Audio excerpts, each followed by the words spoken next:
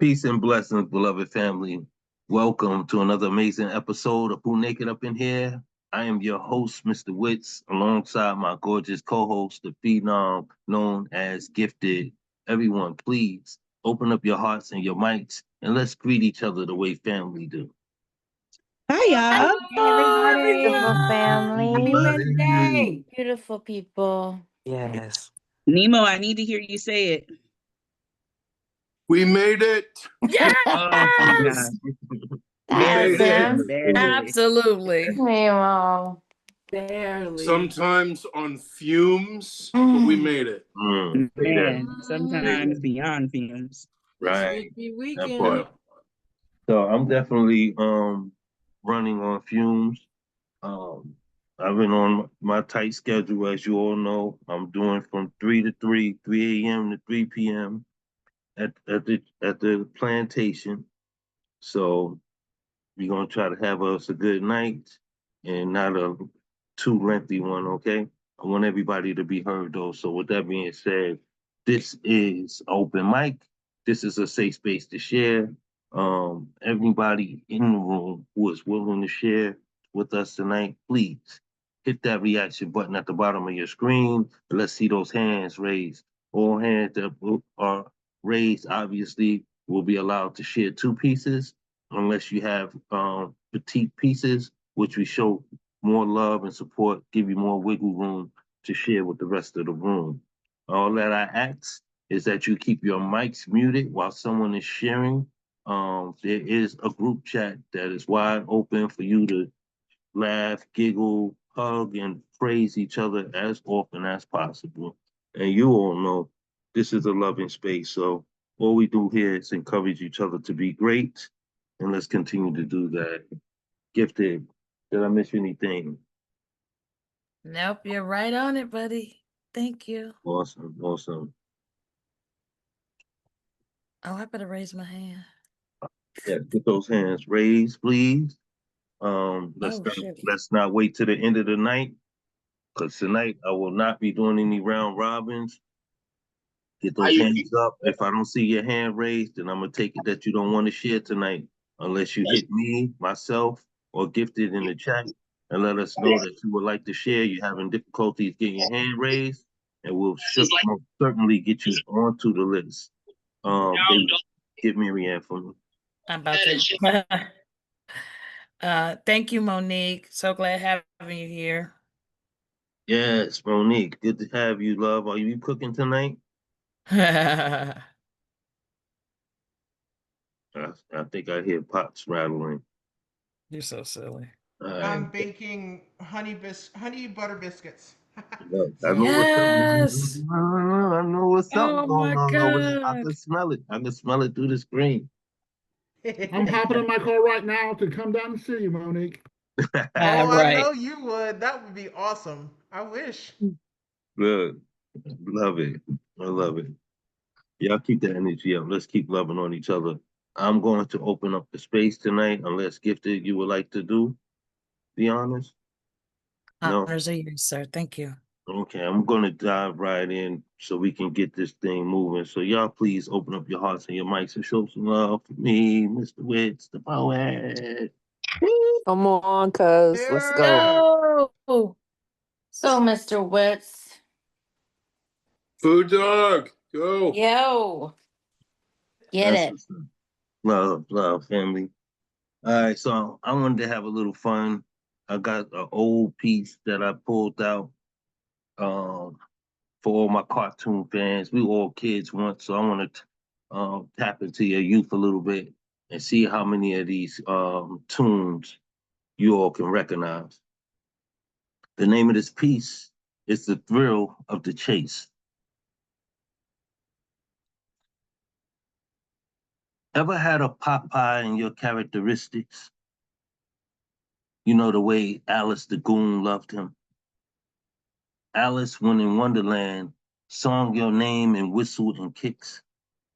Chord you Tweedledee, Tweedledum, as if you were a Looney Tune. Yippee, yappy, yahooey, love you, way an animaniac deserved to be loved. type of squeeze like Elmira's infatuation. Turn your merry melodies into a cartoon series. Won't be long before it bugs you, wakes you shaky the way Elmer Fudd grips his pistol. Don't sleep on beauty. This is not a dream. You can just as easily wake up in a rabbit hole. You're Lola Bunny, Jessica Rabbit, Tasmanian Devil ready to take you for a spin. A Penelope Pussycat like Pepe Le Pew had to Huckleberry hound you worse than Scrappy do. A cat dog situation, a boo boo claim to make Snagglepuss out your barnyard dog. Thought you was a Charlie Brown special, didn't you? But when you squeak the floor cracks, you're nothing more than Dick Dastardly, Wile E. Coyote equipped to chase tail, till the tale of the chase becomes your story. Ever had a Tom and Jerry relationship? It's like you die, die, and die again to live up to your part. Because heartbreak feels like a piano drop from the roof when you're standing underneath it. Relationships like Acme Industries. You can get the body and still wait delivery like the heart and mind was sold separately. Come to think of it, she never really loved who I was. Always wanted me to be animated, in character, too foghorn leghorn for her understanding. To Yosemite Sam I am while she tends to break things, all in the confusion of wacky races. To your channel show up black one day, disconnected like cable. Now you're starting line into Space Jam, ready to return your Roadrunner. Quick Draw McGraw, your track Speedy Gonzalez, Daffy Duck tied to Donald Duck's tongue. You can lose control of your say when you say, I love you. Goofy, stepping on Astro's treadmill, tripped up along the thrill of the chase. Pin. That's the first one.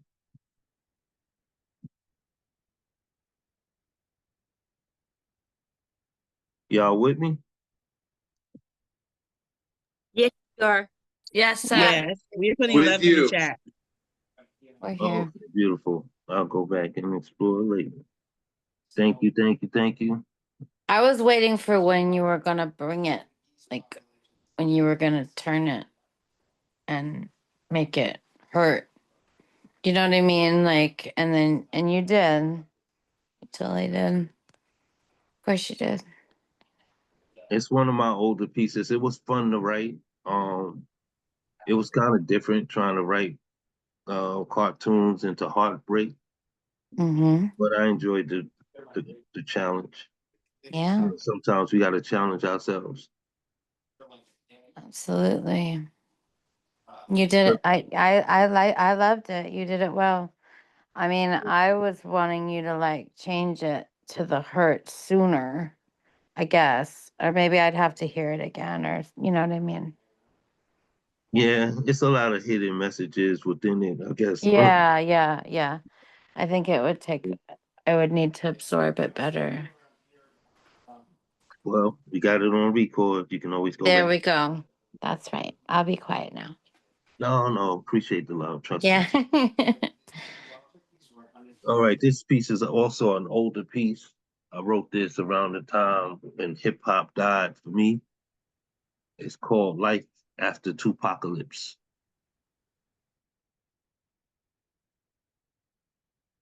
You would think in the cold of their lifeless bodies, the war would be over. Iconic battles lost in the coercion of the car door bullet holes would be the end of it. The last shake awake, but dead stares prevailed. Not even their blood spill could be perceptive through the blinds. Just another house, a home, building demolished, a block party turned out for another death date, while we just hold on to in memory of that buries us beneath like red clay dirt. So we keep trotting onward through the wreckage, the fragments, the demolition and reconstruction, part of a 20-year economic plan for redevelopment. Every city has one. Why should Rap City be any different? Be any more isolated from the image of what it means to be literally stolen ground? They've knocked down project-sized images to raise new age skyscrapers, leaving debris of weaker minds unfed and docile, all while slowly breathing life into the bones in their closets. And for the dead, like Malcolm and Martin, how they quieted. It was collar to leash, after pinning kings to seek demise of each other, fighting for a crown that should be passed from amongst the people, same crown that they now pass on to their pawns in their praise of traps, most of whom uniqueness is mummified, snatched at the tongue, leaving the revolution lost in pronunciation, dying of infiltration, just like all our past cultures. Don't get blinded by what they call outrage, our voice, the underground roar, that scream that wage against the advancing depopulation machine.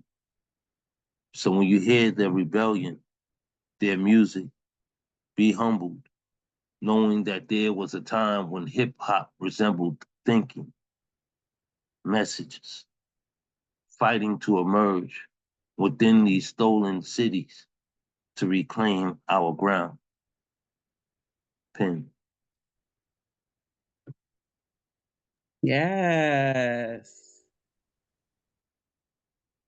So who can tell me the time I'm speaking of? Before Tupac died? Yeah, right. Well, right after Biggie died, because it was the death of both of our major icons at the time, in which they divided us within coast. And I think around that time was when hip hop began to take a nosedive. But then But yeah, didn't their mothers come together and try to just bring love and healing to that? Am I misremembering that part? well, there was a lot transcending through the parents, obviously, because they didn't even see that walk of life for their children, as far as the message that was coming through their works was a lot of street mentality. And you never really see that for your child or in your child, even in their success story, right? So yeah, there was a lot of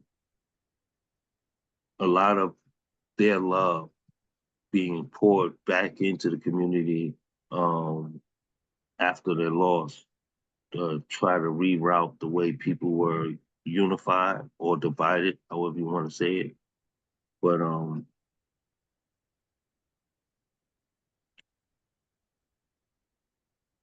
wasn't quite enough. And that's not to sell them short. They did the best that they could in light of what happened. But hip hop is an industry, it's a business. And as long as that business is being promoted, um, you only see that image, you only see that perspective. Or shall I say, that's the part that is being fed and bought into. Yeah, but we're gonna move on. I don't want to leave y'all in a dark space. Sorry, I thought that was supposed to be a little bit fun. Maybe I should have did the Tupac and Biggie piece first. But I'm gonna jump into the list. So would you all please join me opening your hearts and your mics as we welcome our first family member. Let's show some love for Mama Betty. Yes. Woo-hoo. Go. Go, Mama Betty. Yes. Yeah. Come on, Miss Betty. Hi. So, the first poem I'm going to read is from Samuel Rain Benjamin's new book, If Life Were a Movie. And here it is. And the title is This Must End. Just a minute. I look back at the past. This could not be me. So broken, sad are the memories. Black lives the same. Once postcards painted picture photos hung from trees. They look like today's caught on live TV. This must be a movie. We always die in the movies. It can't be dead and buried. Hashtag my name. I'm about to be this thin when the killing starts. See how it ends? And that's that poem. And again, that's Tammy Raines, If Life Were a Movie, his brand new limited edition book. Better grab it. Yes, All he right, did say he's nicely going to be done. doing 100 copies. So 100 lucky people will get a piece of that. Yes. Nicely done. Thank you, Miss Betty. And so my next poem is a poem I wrote some time ago. And I remember last week, Erica, Brooklyn in the house, read under construction. And here's my poem, Under Construction. Danger, heavy equipment, chains, locks, rusty keys, sharp instruments, pitchforks, forklifts, whips, broken floorboards, strong once, sturdy once, a firm foundation for cargoes of a people without faces, pushed, kicked, thrown, pulled, loaded onto massive, creaky, foreboding ships. Who was it that determined the fertile fields, the fatted calves, the flowing waters filled with fish, the body of fruit, harmoniously lived, could not abide its ancient citizenship? Condemned, thatched village communes full of vitality, full of activity, dust-filled trails, tall grasses, the baobab tree, trees of life, shelter, feast for all living things, but from the land, a nation of people forced to yield. And so it began. The metamorphosis, the misconstruction, the turning, tumbling, hither and thither, to and fro, a constant journey, seeking a dismissed, eradicated identity. Bulldoze shelter, mental capacity to weather storms, umbrellas useless. From the thunderous, tormenting rain, fast moving winds blown inside out, exposing that cargo of ripped, tattered culture. Naked, shivering, knees knocking, teeth clenching, to early wicked hurricanes, its treacherous waters with each dark gray cold drop slapping the skin, stamping, if you will, a foreign name, applied supposedly to the most niggardly, lowest, slowest, uncouth of humankind. Negro, slave, nigger, colored, black, monkey, savage, George, Tom, mammy, boy, girl, maid, servant, heifer, bitch, bastard. They would live in shacks behind massive white buildings, mansions with columns of marble, from soon-to-be barren quarries. Then they lived on quartered, carved-out land flung far out on the most desolate of farmland, sharecropping. They lived in buildings of savage woods, papered walls, behind towns of white bleached picket fence, sculpted lawns, trees of ornament, fruit, not for eating, just for looking.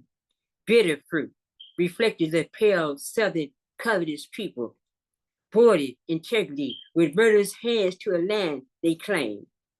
Peppering a parsimonious landscape, lawn jockeys, faces, a mirror of cargo kidnapped, willing trespassers of blood-stained lands of an indigenous nation, nations destined along with the buffalo to be extinct. Signs unceremonious posted at the jockey's knees, no niggas here after sundown. Our pin-curled hair, wrapped in old nylon stockings, slick grease, hot comb painted hair stretched within an inch of light, process, live, brain, burning matter. We move, we dance in housing projects. City clapboard houses built by industrial proud dwellers in afros, braids, locks, weaves in every hue and color. We dance in ghettos of urban unrenewal and unrevitalization. We live. The scenario changes very little. The horizon, a map of Western inhumanity, seemingly holds for us the same gig of people, my people, always under construction, a people, my people, continually facing destruction. And that's that poem. Yeah. Yes, Miss Betty. Yes, always under construction. Yes, Yes, I love that. A lot of history in there, Mama Betty. Yeah. listening. Powerful. Yeah, I wanted to speak on your surroundings a little bit, but this love for you in the chat. Anybody want to comment on her piece real quick? Mama Betty always giving us wisdom, always guiding us, and always giving us love. Yeah, big facts. Big facts. I loved the conviction in that last piece. The history. I felt it, and yeah, I appreciate you sharing that, and it was beautifully written. Thank you. It was. You have such a distinctive style. Like there's never any question that we're listening to a piece by Mama Betty. Yeah, really. I thought you sounded, I don't want to blush, I turned purple. Well said, fool. Listen, well said. Mama Betty, I wanted to compliment your dolls in the back. I see them. I see them. We see them. And I wanted you to speak on them. So this one dog, she was traveling with a quilt show. I'll show you her, and I'll show you inside of her too. And her name is this is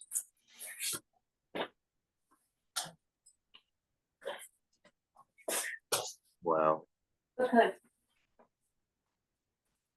So she's called Niambi Mojad, which means harmony, first harmony. And so I have this on this AAQGO. I am a member of the African American Quilt Guild of Oakland, California, and we're celebrating our 25th year this year. And so we had a challenge to make a quilt 25 by 25 inches. So I decided to make a doll, and she's 25 inches tall. And so you look inside. Oh, this is her little case. It's the front. Oh, I love that. I love it. And so you open it up. All this is hand done. So. Oh, wow. And so, wow. And so all of us got this one piece of fabric that we had to some kind of way display in the doll, and that's that piece there. And you see, it's oh gosh, she's beautiful. Gorgeous. Yeah. It's gorgeous. Yeah, that's her. That's this front. Heights reminds me of I forgot the name of this tribe, but the women they had they stretched their necks. They had those copper rings around their throats. You know what I'm talking about? Yes. And the height of her put my mindset there. Um, any you know of the tribe I'm talking about? I do. The culture.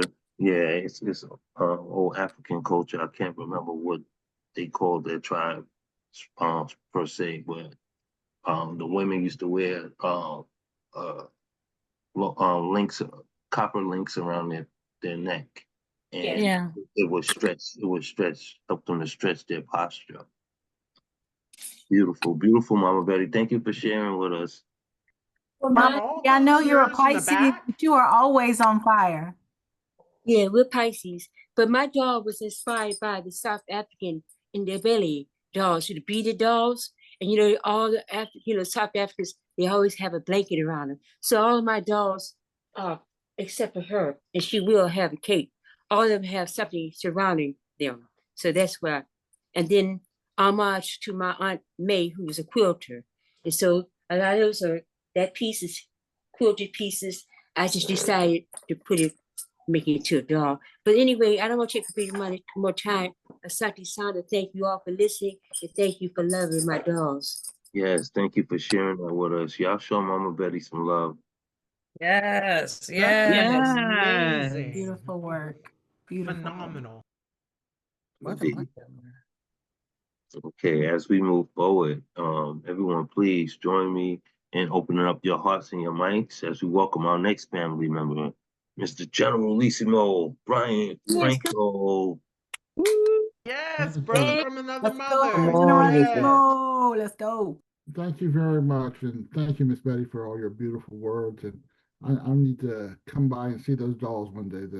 It's beautiful folk art that you're making, honey. So the first poem is called "If Narcissus Were Born Blind." If Narcissus were born blind, would his forlorn destiny have been avoided? If he never bore witness to colors or flowers or reflective bodies of water, would he understand the idea of aesthetic beauty?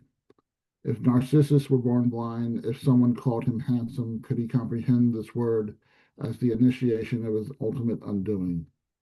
If Narcissus were born blind, would his abject fate have found a way to escape into the ether of forever? Without sight, would he somehow know his smooth skin was something for others to envy? Without sight, would he somehow know his silky hair was something not so usual? Without sight, could he comprehend when his mother's friend ran her fingers over his muscular frame that he was special? Would he understand why this woman's touch gave him rise? If Narcissus were blind, would he have developed his mind instead? If Narcissus were blind, would he somehow have found a way to always be the smartest person in the room? If Narcissus were blind, would he forego conversations because no one else could provide him intellectual stimulation? If Narcissus were blind, would he retreat to conversations with himself that weren't what he might decide to say to someone else because he was the only person worthy of his attention? If Narcissus were blind, would he have found a way to get lost in the reflection of his voice? He was, after all, the original narcissist. And this next piece is, let me find it, where was I? It's called "Even Though I Was Not Born When FDR Said We Have Nothing to Fear Except Fear Itself." I believe he was channeling me. Uno, I am not sure whether I am more afraid of living or dying. Dos, I am not sure whether I'm more afraid of the past or the future. Tres, I'm not sure whether I'm more afraid of failure or success. Quattro, I am not sure whether I am more afraid of dreaming or not fulfilling my dreams. Cinco, I am not sure whether I'm more afraid of waking up or the existence of the sun. Seis, I am not sure whether I'm more afraid of fresh air or breathing it. Siete, I am not sure whether I'm more afraid of the mirror or denying its existence. Ocho, I am not sure whether I am more afraid of being invisible or being seen. Nueve, I'm not sure whether I'm more afraid of being ignored or being anonymous. DS, I'm not sure whether I'm more afraid of being anonymous or being afraid or simply just being. Thank you. So good. Yes. Wow. I love that piece. I'm not sure if I'm more afraid of, being seen or just being me. What a beautiful sentiment. Well done. Well written. Thank you, Generalissimo. That was phenomenal. My brother from another mother that I got to meet in person. I Beautiful, got to meet him in 2022, I believe. beautiful pieces tonight, Generalissimo. Beautiful. Gracias.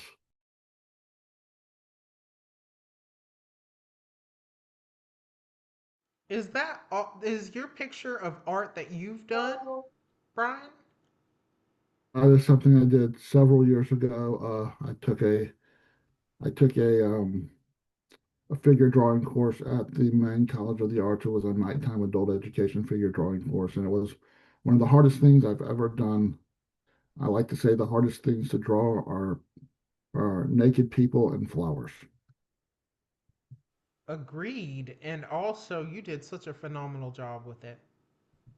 Well, I'm not overly realistic with what I do, but and I can never do the chair or the actual thing that the people are sitting on or are wearing or whatever, or anything that they're wearing. I always invent the surroundings because I don't have a sense of perspective that allows me to do that correctly.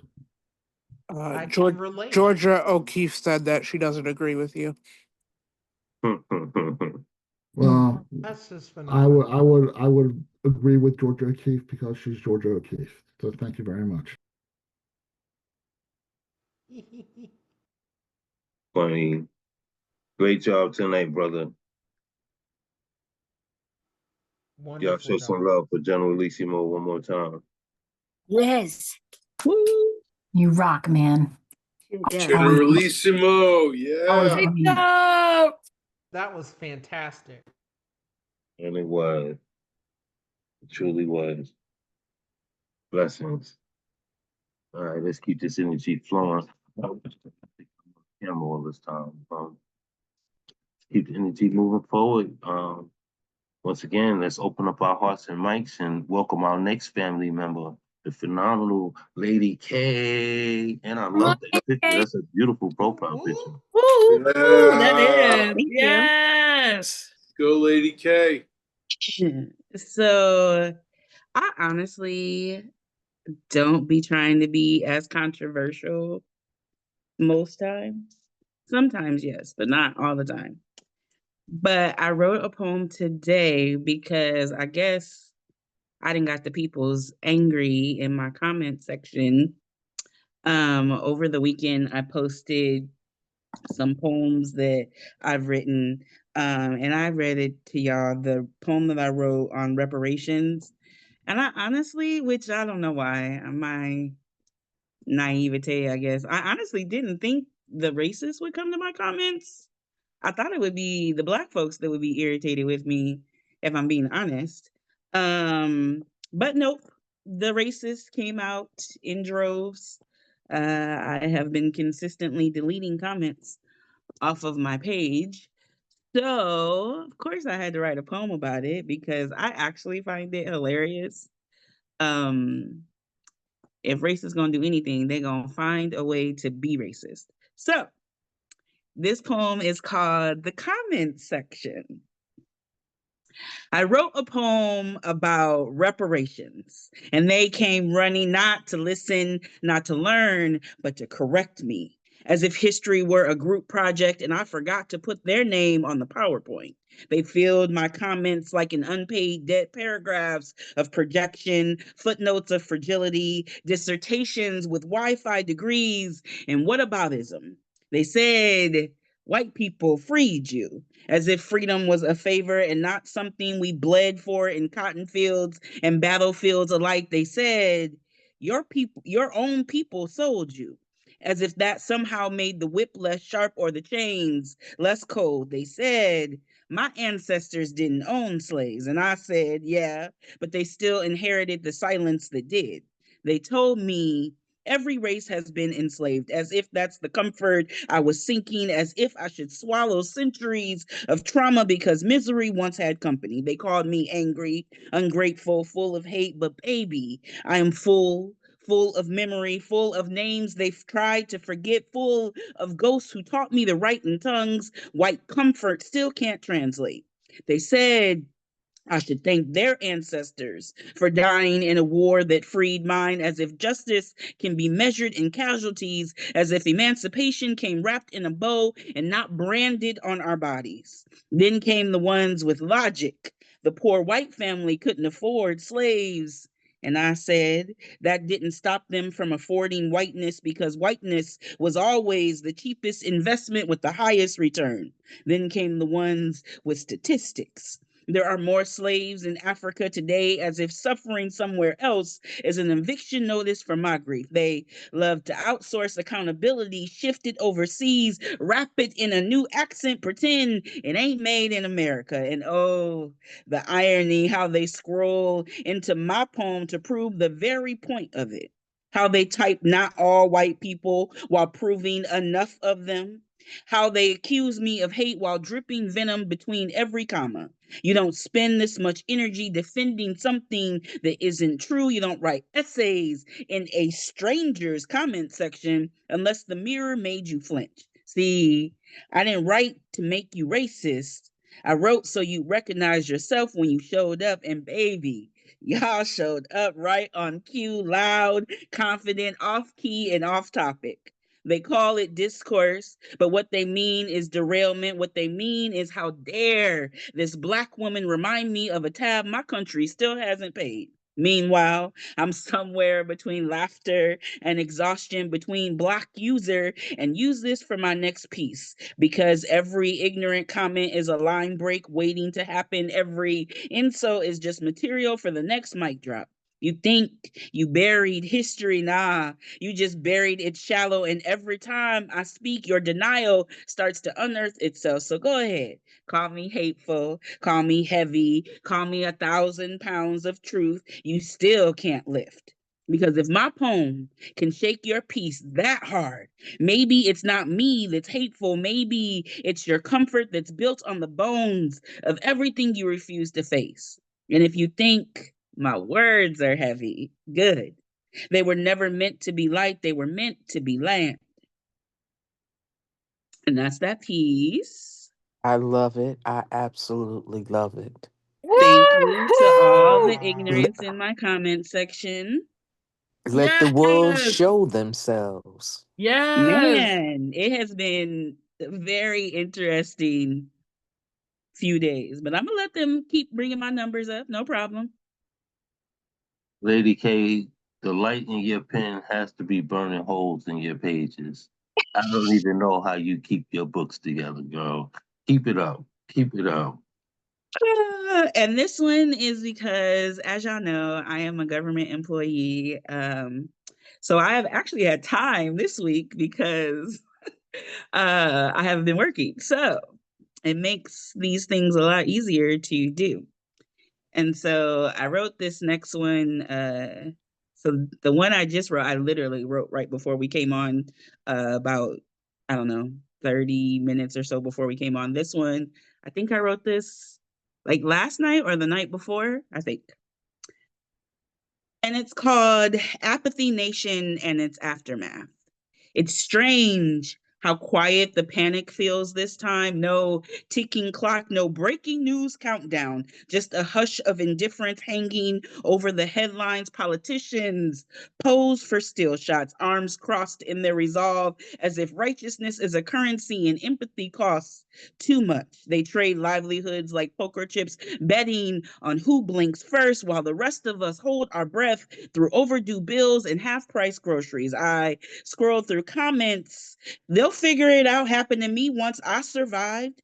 As if struggle is a rite of passage we should all be grateful for. As if pain is the only language worth becoming fluent in. But what no one talks about is the in between, that slow suffocation of uncertainty where you want to breathe easy, but the air is rationed by politics, where you want to call it a paid vacation, but the word paid feels like a question mark hanging over every decision. You want to rest, but rest feels unearned, like you're lounging on borrowed time. You want to write, but your pen trembles at the price of paper. You want to create, but every spark of joy comes with a receipt. So you sit there in the stillness of maybe, counting the days, the dollars, the ways you've learned to suppress your own delight just to stay responsible.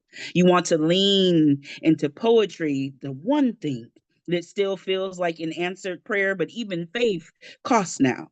You whisper, "Can I afford my peace today?" And it's not rhetorical. And if the rumors are right, if these stalls have anything to do with those damn Epstein files, I swear I'll lose my shit.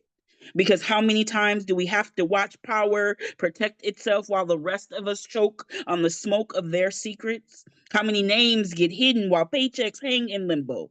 How many people have to go hungry so monsters can keep their masks on sometimes? I think we've stumbled into a multiverse where we're already living in the apocalypse. Hello, this is Lady K reporting live on day 268 post New World Order.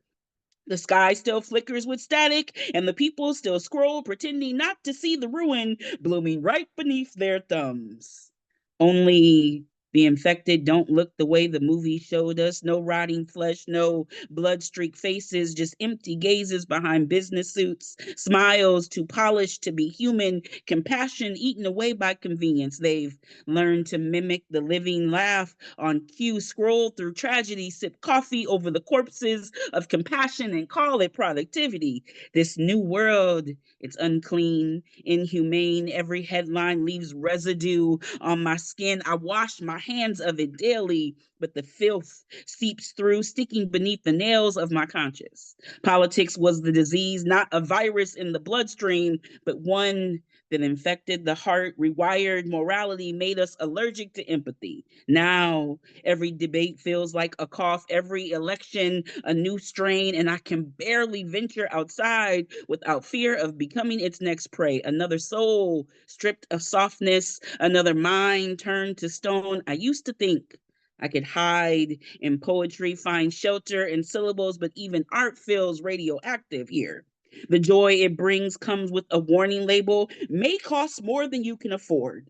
So I ration my hope like canned food, sip inspiration sparingly, write by candlelight, afraid to attract the attention of those who feed on anything still human. And still, I walk through the ashes, listening for the faint heartbeat of empathy.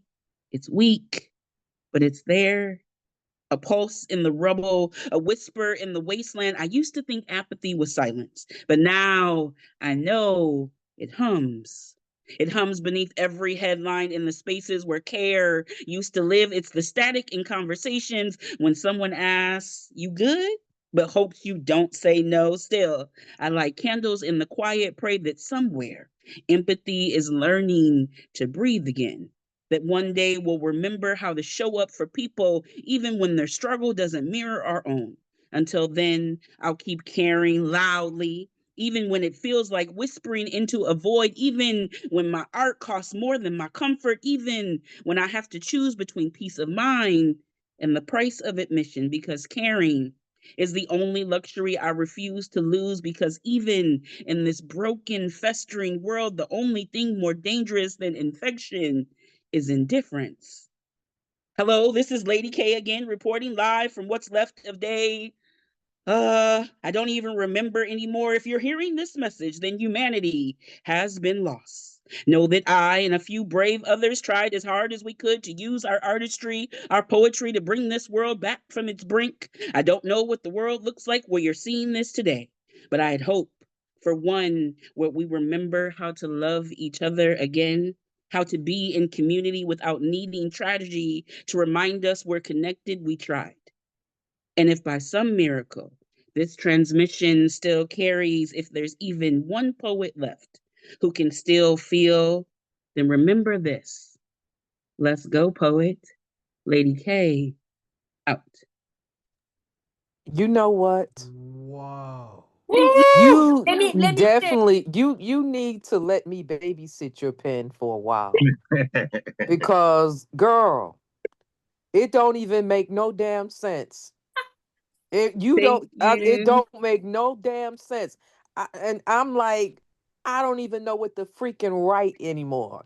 You really deserve a vacation. Just leave your pen with me for a little while so I can get some I don't be inspiration. knowing Cause what else to damn, do. Like, so if I sit down idle and I don't write, like I can sink in, and that's the reason why I wrote this piece. Like I can sink into, all of the what ifs, the uncertainty, the like, y'all messing with my money. Right, damn right, right. I didn't told Jesse I'm mad. I wanted to go to LA. Look, I am almost 50 years old. I have gotten to the point in my life where I like to go and come as I please, and y'all Yeah. playing with me where I can't Yeah. go and go where I please, and I have to be responsible, and I'm mad. I'm mad at you, period, because you just got so much to say. And I need your pen. And that's all I got to say. I can't stand you. I was even there, cheering for all you guys listening to the slam last night. I'm telling you. But anyway, I'm gonna be quiet now because there's too many poets that need to spit. Yes, yes. Thank So you, respect. thank you. Yes, yes, yes. That was amazing. That was absolutely amazing. Yeah. Yeah, where our list is growing, guys. And Mr. Witz ain't gonna speak up, but he has to get up at 2 a.m. So we're gonna keep it pushing. Lady K, that was fire. Y'all, I don't want to discourage anyone from saluting because that both of those pieces was absolutely fire. So please put some comments in the chat. Let her know how you loved it. Even if you can't quote lines, just say that shit was amazing. All right. And if y'all That want to go pen to on my fire. YouTube page, and give some of the other poems some There we love go. too, feel There free to we do go. so. Put your It's YouTube Lady Amen K to in the that. Tell Poetry. us description. where we can go Let's find go. these racists so we can go say some shit to them too. Where they at? Oh, I delete oh their, Lord, I we starting a screenshot fire their now. comments and then I delete them. Oh, okay. All Okay. right. Because Well, if you I need just am us to not do a gonna, turf war, I kept a poets can couple slide of in. them. Yeah, I kept a couple of them up there, and then that just invited more people to tag on to the ridiculousness of their stuff. And I was like, see, what we're not gonna Oh. do is this. Right, right, right. So yeah. But thank y'all. Thank you, beautiful. Thank Yeah, you so much. great work, Lady K. All right, and thank you, co-host, for stepping in. I always appreciate you. I appreciate you too. Check your message for me when you get done. Go Will ahead. do, will do. Thanks. Thanks. All right, thank you, Lady K. As we move forward, everyone, please join me as we open up our hearts and mics once more and welcome our next family member, the Winter Rose. Let's go. Let's Woo! go. Yes. Let's go, poet.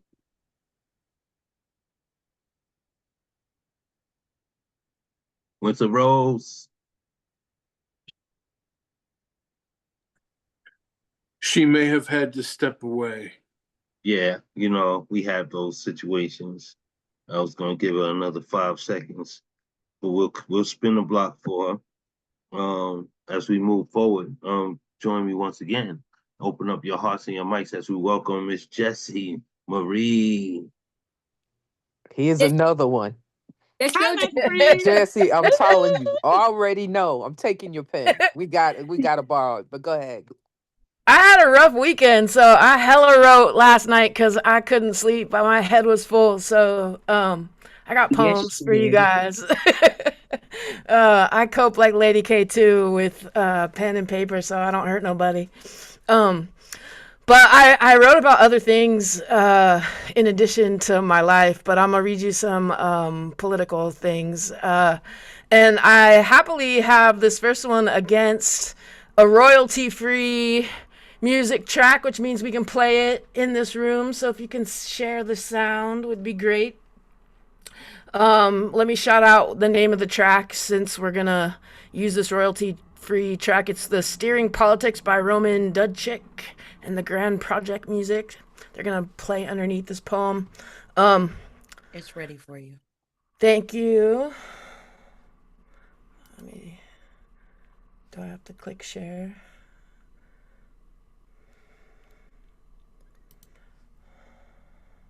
Yes.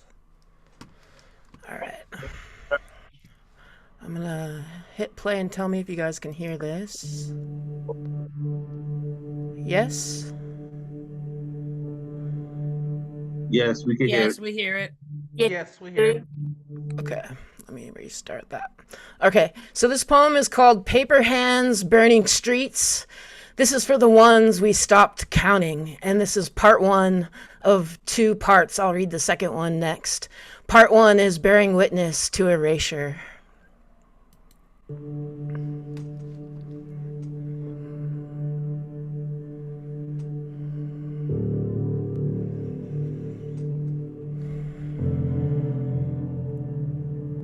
See, he signs a thin white ribbon of paper, a ceasefire agreement, and calls it peace.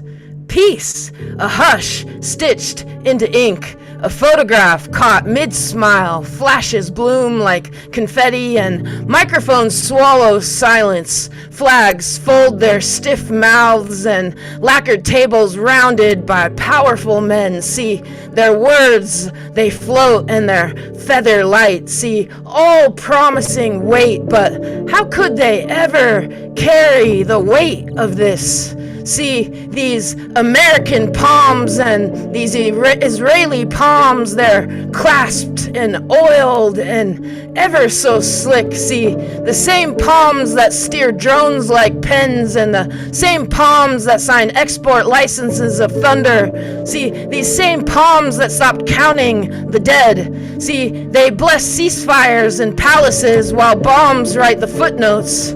See, the dust of Gazan neighborhoods piles higher and higher, and the roofs, they're collapsed. The schools are crumbled, and the hospitals are counting bodies too small to call soldiers.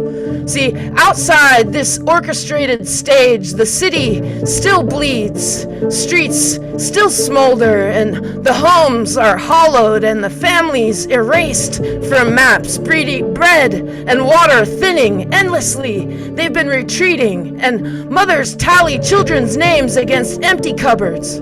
See, families can't bury their dead anymore. They're dug into graveyards of memory, and that's how they count the days of yesterdays and yesterdays ago. See, this ceasefire is a mirage of peace, a mirage glassed behind tomorrow's shutters. A camera angle erasing rubble, a smile editing screams. See, diplomacy wears a tailored suit and fake tan spray these days, and genocide wears smoke and rubble like fancy linen. See, he tweets aphorisms, buildings memorize the patterns of falling. He signs, and the ink dries. Somewhere, a child tastes silence inside a city-sized grave. See, ceasefire, they say in the headlines, but there's ash in every doorway, and a photograph is framed. But the homes, they're all unframed now, and somewhere else in the same sweep of his hands, Epstein's papers close like shutters, and amongst another genocide of federal workers, of immigrants here at home, who is the next enemy within? Secrecy becomes currency, and betrayal wears a censored smile, but bureaucracy's words hang on our walls, but they don't warm the bodies of the dead or the hungry. They call it peace. They call it a ceasefire. Call it whatever you want. Gaza is still burning. It's still bleeding, still waiting. People are still vanishing, and the dead are cloaked in news betrayals most of us never read. See, he smiles again as if paper could hold atrocities' weight. This is, after all, what has made America great so many times before. the war machine is at it again and again and again. See, peace wants hands that plant, though, not hands that pull triggers. And peace wants the small, hard work, repaired roofs, then warming kitchens and names that we keep. See, the ribbon is a shadow, a facade of silken grace. It's thin and false, but the real work, the quiet work, the work no one photographs and no one praises, the work that counts is tending wounded streets, tending wounded souls, and bodies left hungry, hiding in the ashes. It's tending and counting and remembering, and the world keeps watching the ribbon, the smiles while streets and bodies burn. It's no longer just over there, though, is it? The streets are burning and the bodies are lining up. We stopped counting the bodies while the streets burned over there, but see, we're already stopping counting the bodies over here. See, the brown bodies and the women's bodies and the queer bodies right here. And the No King streets, they're burning now too. See, Los Angeles and Chicago and Portland, and what about New York? And in Gaza, see, a child bends over a broken courtyard. Small hands gather fragments of a life. See, a spoon, a toy car, a scrap of a ribbon. See, she lines them up like names and speaks them into the dust.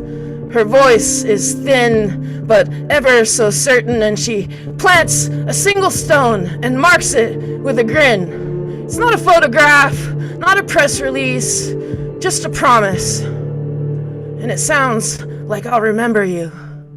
And in America, an immigrant child bends over a cracked sidewalk outside a shelter.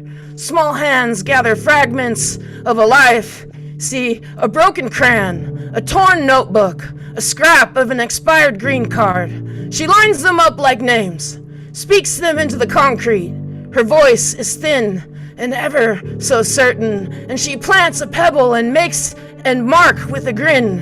It's not a photograph, it's not a press release, just a promise she makes and she keeps, that I'll remember you.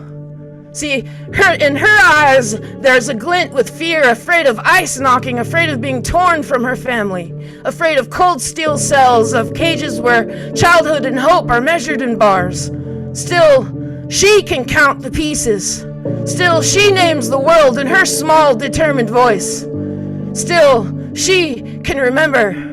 Somewhere in their eyes, the echoes of Gaza's dust meet the echoes of struggle here at home. And the streets, they're burning again. And we stopped counting the atrocities against targeted bodies months ago. So, here's a silk ribbon you can have to remember me with. And I'll try to remember you.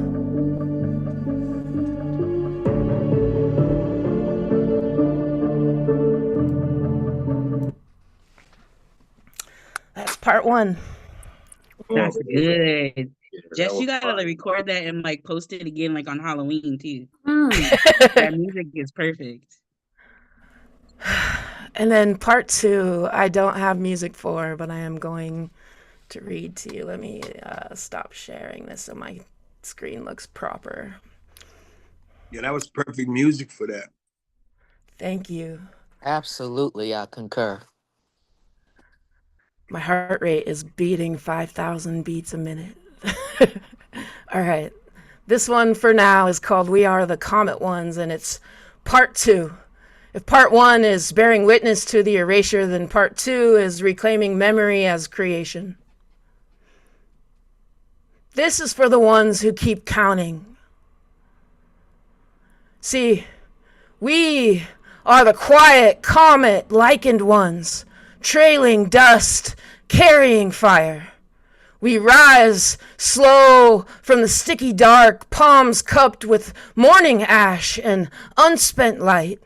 Our ribs remember constellations, our tongues chanting the sermons of meteors. Where hunger hollowed a street, we plant constellations, and where shutters snapped like guillotines, we stitch skylines with the threads of a sky. See, we carry small ceremonies in our pockets now, and relics of those we still remember. A pebble pressed with a name, a spoon humming memory, a ribbon folded into the shape of a promise. Listen, bodies hum like distant suns, breath pirouettes into ritual. We are stitched of failures, feral hymns, tender revolts, and stubborn seeds. We do not ask permission to be luminous. We do not bargain with the dark. See, we gather the wordless and we teach them speech.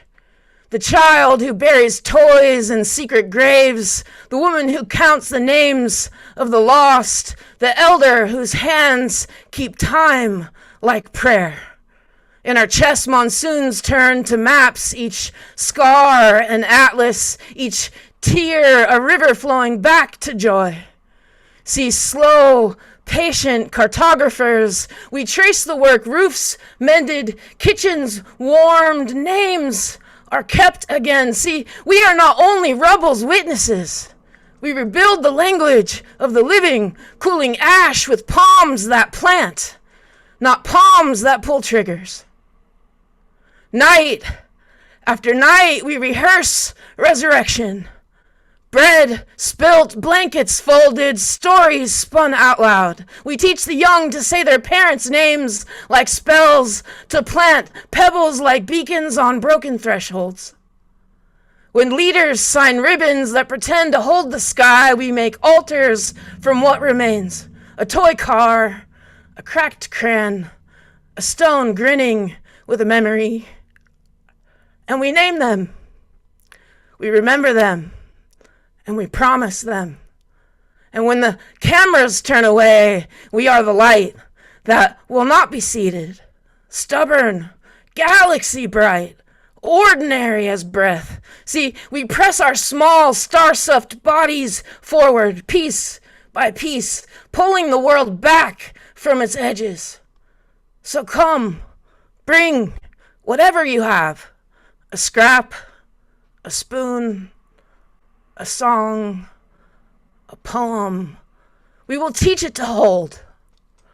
We'll teach it to last. Because we are the comet ones returning. We will keep counting the bodies. We'll keep counting the names. We will keep tending the streets until they bloom into gardens again. Damn. That's my friend. Yeah, you better claim her because my God, that almost brought me to tears. That part brought myself to tears. That's just Lord, what I was about that to was say. beautiful good. how you did that. Thank you. And I can't stand you, but you know this already. Oh, I do. I plan to keep earning that too. I love it. I love it. Oh, okay. So, you know, I have so many new poems to share with you over the next couple of weeks, and I keep writing new shit. So it's fun. Yay. Pleasure to be here. People just need to keep making us feel things, and look at what happens. It's either that or we're going to have to hurt somebody. So I think we'll just write poems. And I'm not a violent person. I ain't never been in a fight. I'll probably get my butt beat. So yeah, I'm gonna write poems. I'm gonna just write poems. It's safer for us and the world. Good job. I love it. Crying right now. And I can't be bailing nobody out. Keep those pins flowing and them fists in the air, okay? Yeah, keep them off of people's jaws unless you necessarily have to. Sometimes it's necessary. When it's necessary, hey, I'll show up with my motherfucking money. Let my people go. There we go. You know that part. That part. That's it. But I love y'all. Y'all show some love for Jessie Marie one more time. Beautiful work, love. My friend. Much love, definite. That's what's up. And I wish I could make that Cali trip so I can get those hugs and feel y'all energy in real life. I know. I'm sad you won't be here. Yeah. We'll have to plan a special one. We'll do another those were one. brilliant. Yeah, I'm gonna spin the block. I'm gonna have to come back out there. We're just gonna have to blow you up with videos, vicariously. That's what's gonna happen. You're gonna be on this trip now, Right. Don't leave me out. Don't leave me out. We'll make sure you're included. I'll include you while I'm riding on the train. All of Jesse and that. then we'll record, and then at the event. I love it. I love it. That's what's up. Let's keep this energy moving, y'all. Keep them comments flowing in the chat and make sure that you're visiting the chat to receive that love that is being placed in there for you. With that being said, everybody, please join me in welcoming our next family member. Please open up your hearts and your mics and let's welcome Winter Rose. Yeah, Come Winter on. Rose. Can't wait. Winter Hi. Rose. Okay. Could maybe Nemo go before me? I'm not quite ready, but I can be shortly. Okay. We'll Well, just it's not go. time for Nemo yet, but we'll Yeah, go to the next person in the the list. next person. Yeah. Okay. Mm-hmm. I'll spin the block for you. All right. Once again, let's bring the energy up. Y'all, please open up your hearts and your mics as we welcome Whisper Poet. Come on, Whisper. Hey y'all, what's going on? I'm so happy Go to Whisper. see everybody tonight. Y'all rock. Y'all all rock.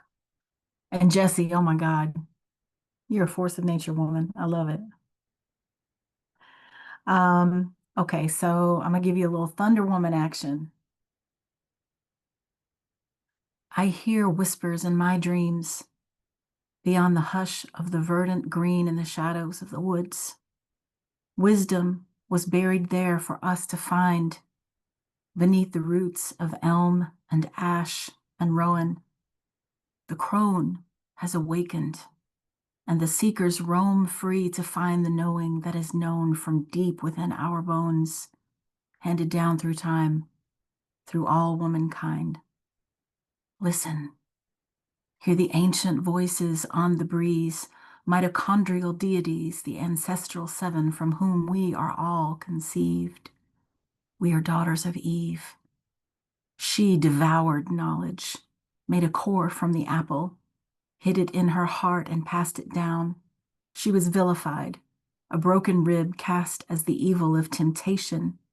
So it was written in the pages of the men who claimed us as chattel, treated us like cattle, smeared scarlet letters into our skin, labeled us as fallen women. The ink of their ignorant pages abeard for their fear of what happens when we rise with the wind and surround, pull lightning from the sky and set fire to the night without a single match strike. So judge us not, for we are the architects of your beginnings. Without us, there is no mankind.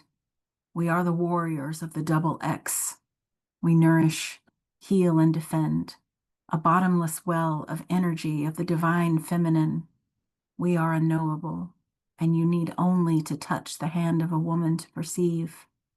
Grasp the bones from beneath the water, extract the marrow from the mud of time, reach through the veil to retrieve the gifts we are meant to receive, that our birthright is the power of creation. Stardust feared like the detonation cradled between our holy thighs. We are not possessions. We cannot be owned, and their sticks and stones were never greater than the crone. Their papyrus cannot bind us. We are washed clean by the grace of the divine. We float gently in the salt of our tears, a salinity of divinity. We know that we can fall and still fly, that we can fail and still stand in the light. Our scars are earned, and the power of woman is the sweet scent of God's fiery breath that dwells beneath the mountains and thunders its triumph each time we give birth. Ooh, Beautiful. that was good. Thank you. Your voice is like so soothing. Thank you. Call the Whisper for nothing. Yeah, yeah, Exactly. totally. Here we go. 9325. I found you on the battlefield of your trauma, dragging your heart by its parachute straps. The smoke in my eyes hid the truth I failed to find. We were twin landmines, primed to detonate, but somehow rewired with our wounds entwined. My Alice drink me had been seeking a worthy addiction since my entry into this needful skin. And what trauma begat was glorious in the dark, but in the light it was riddled with cracks and covered with a veneer of sin. I refused to see it was a flawed design. I had become intoxicated with the idea of you as mine, and what grand delusion wove was a fire blanket that melted into my skin. Your flames, sweet magnesium, became my crucible and my zen. You arose rebooted, repurposed, and refreshed from your tortured Stygian depths. I didn't know I was a healer, but I kept pouring my love medicine in. And how cleverly you severed once recovered. I never desired leverage. I let you fly free and waited for your return, but you were not boomerang. And I had become funeral urn, cradling our holy ashes even as I still burned. I shaped virtue from dysfunction, named it love from my smoldering bones. But the forest cannot be reborn while the napalm still flickers on, and it was only after the flames died from my eyes that I could see clearly how I had firebombed my life. They say you have to release in order to receive, so I went big and gave my entire life the heave because I believed in you. I hit the nuke button with my head filled with delusion, worshipped at your cult of personality, and drank your Kool-Aid with the reverence of communion. You became the only language I could speak. I reveled in my idolatry even as I teetered on the brink of insanity, so blinded with adoration I believed you were Tiffany. I couldn't see that you were nothing but Dollar Tree. Then the grief years swallowed me whole, crunched me with its molars, and spat me out as gristle and bones. I woke up to find someone unrecognized beneath the drape of this skin, a stranger within. I stood peering down into my head, stirred the contents, and labeled myself as emotional masochist, then set out to prove myself right. With my self-destructive and selfless acts, I spoke into too many tongues, climbing them like a poisonous rose, weaving between the rungs, and I haven't achieved a state of zenful truth. Truth has become a necessary luxury, and I indulge myself until it hurts, and watch the cuts ooze in the silence, revel in that violence, fight club myself, and purge the rinds and squeeze the boils, excision by debridement. Truth is never kind. And honesty, by definition, is the chivalry of therapy. I carry my courage in a bloody Ziploc bag so that I never forget the dysfunction I wrapped myself in. I survived the trauma of the past, and I'm learning to find solace in this place of aftermath. I'm glad you're out there mortaring the bricks of your best life. It's something to be thankful for that at least one of us got out in better shape than barely alive. Poem. I can't stand Whisper. I swear. A bloody Ziploc bag? How do you come up with this from stuff? Erica Floyd? Yes, I girl, I've don't been waiting even for want to that read forever. now. I don't. I'm so sick of y'all. I don't know what to do. Y'all, oh. Girl, I've I been can't waiting for a stand I you. can't stand you. I've been waiting for a I can't stand you from you. Yes. Then you found out it was nothing more than a Dollar Tree. Wow. What was that other one about the truth? Oh, let's see. Where was that line? Truth is never kind, and honesty, by definition, is the chivalry of therapy. Watch out now. You better write. You better write. Damn, if Ooh, we I could love this ever room. double Y'all feature good. somewhere together, we could kill a stage. I'm just saying. Man. Like, we really could. I'm just talking about selling some tickets. We could slay a stage. We better find meet somewhere in the middle or something. But anywhere. I'm just telling you. I would read some poems with you on a stage. Seriously, I would. I would love to do that with you. And when you were doing your piece about the Middle East and the kids and everything that's going on, I have one that was a prompt that Ja gave me, and it's about the Ukrainian children and what's happened in that aftermath. And I was like, oh man, I'd love to spit this right, like just 1-2 punch. Oh, that's good. What I'm saying? I'm just saying. Inspired. Mr. Well, Wentz, you got us lit up now. You got us lit listen, up. it's y'all. It's that transcendent energy. It's nothing like being around your family. Your family make you be you even more so. So I mean, just embrace each other. That's what it's all about.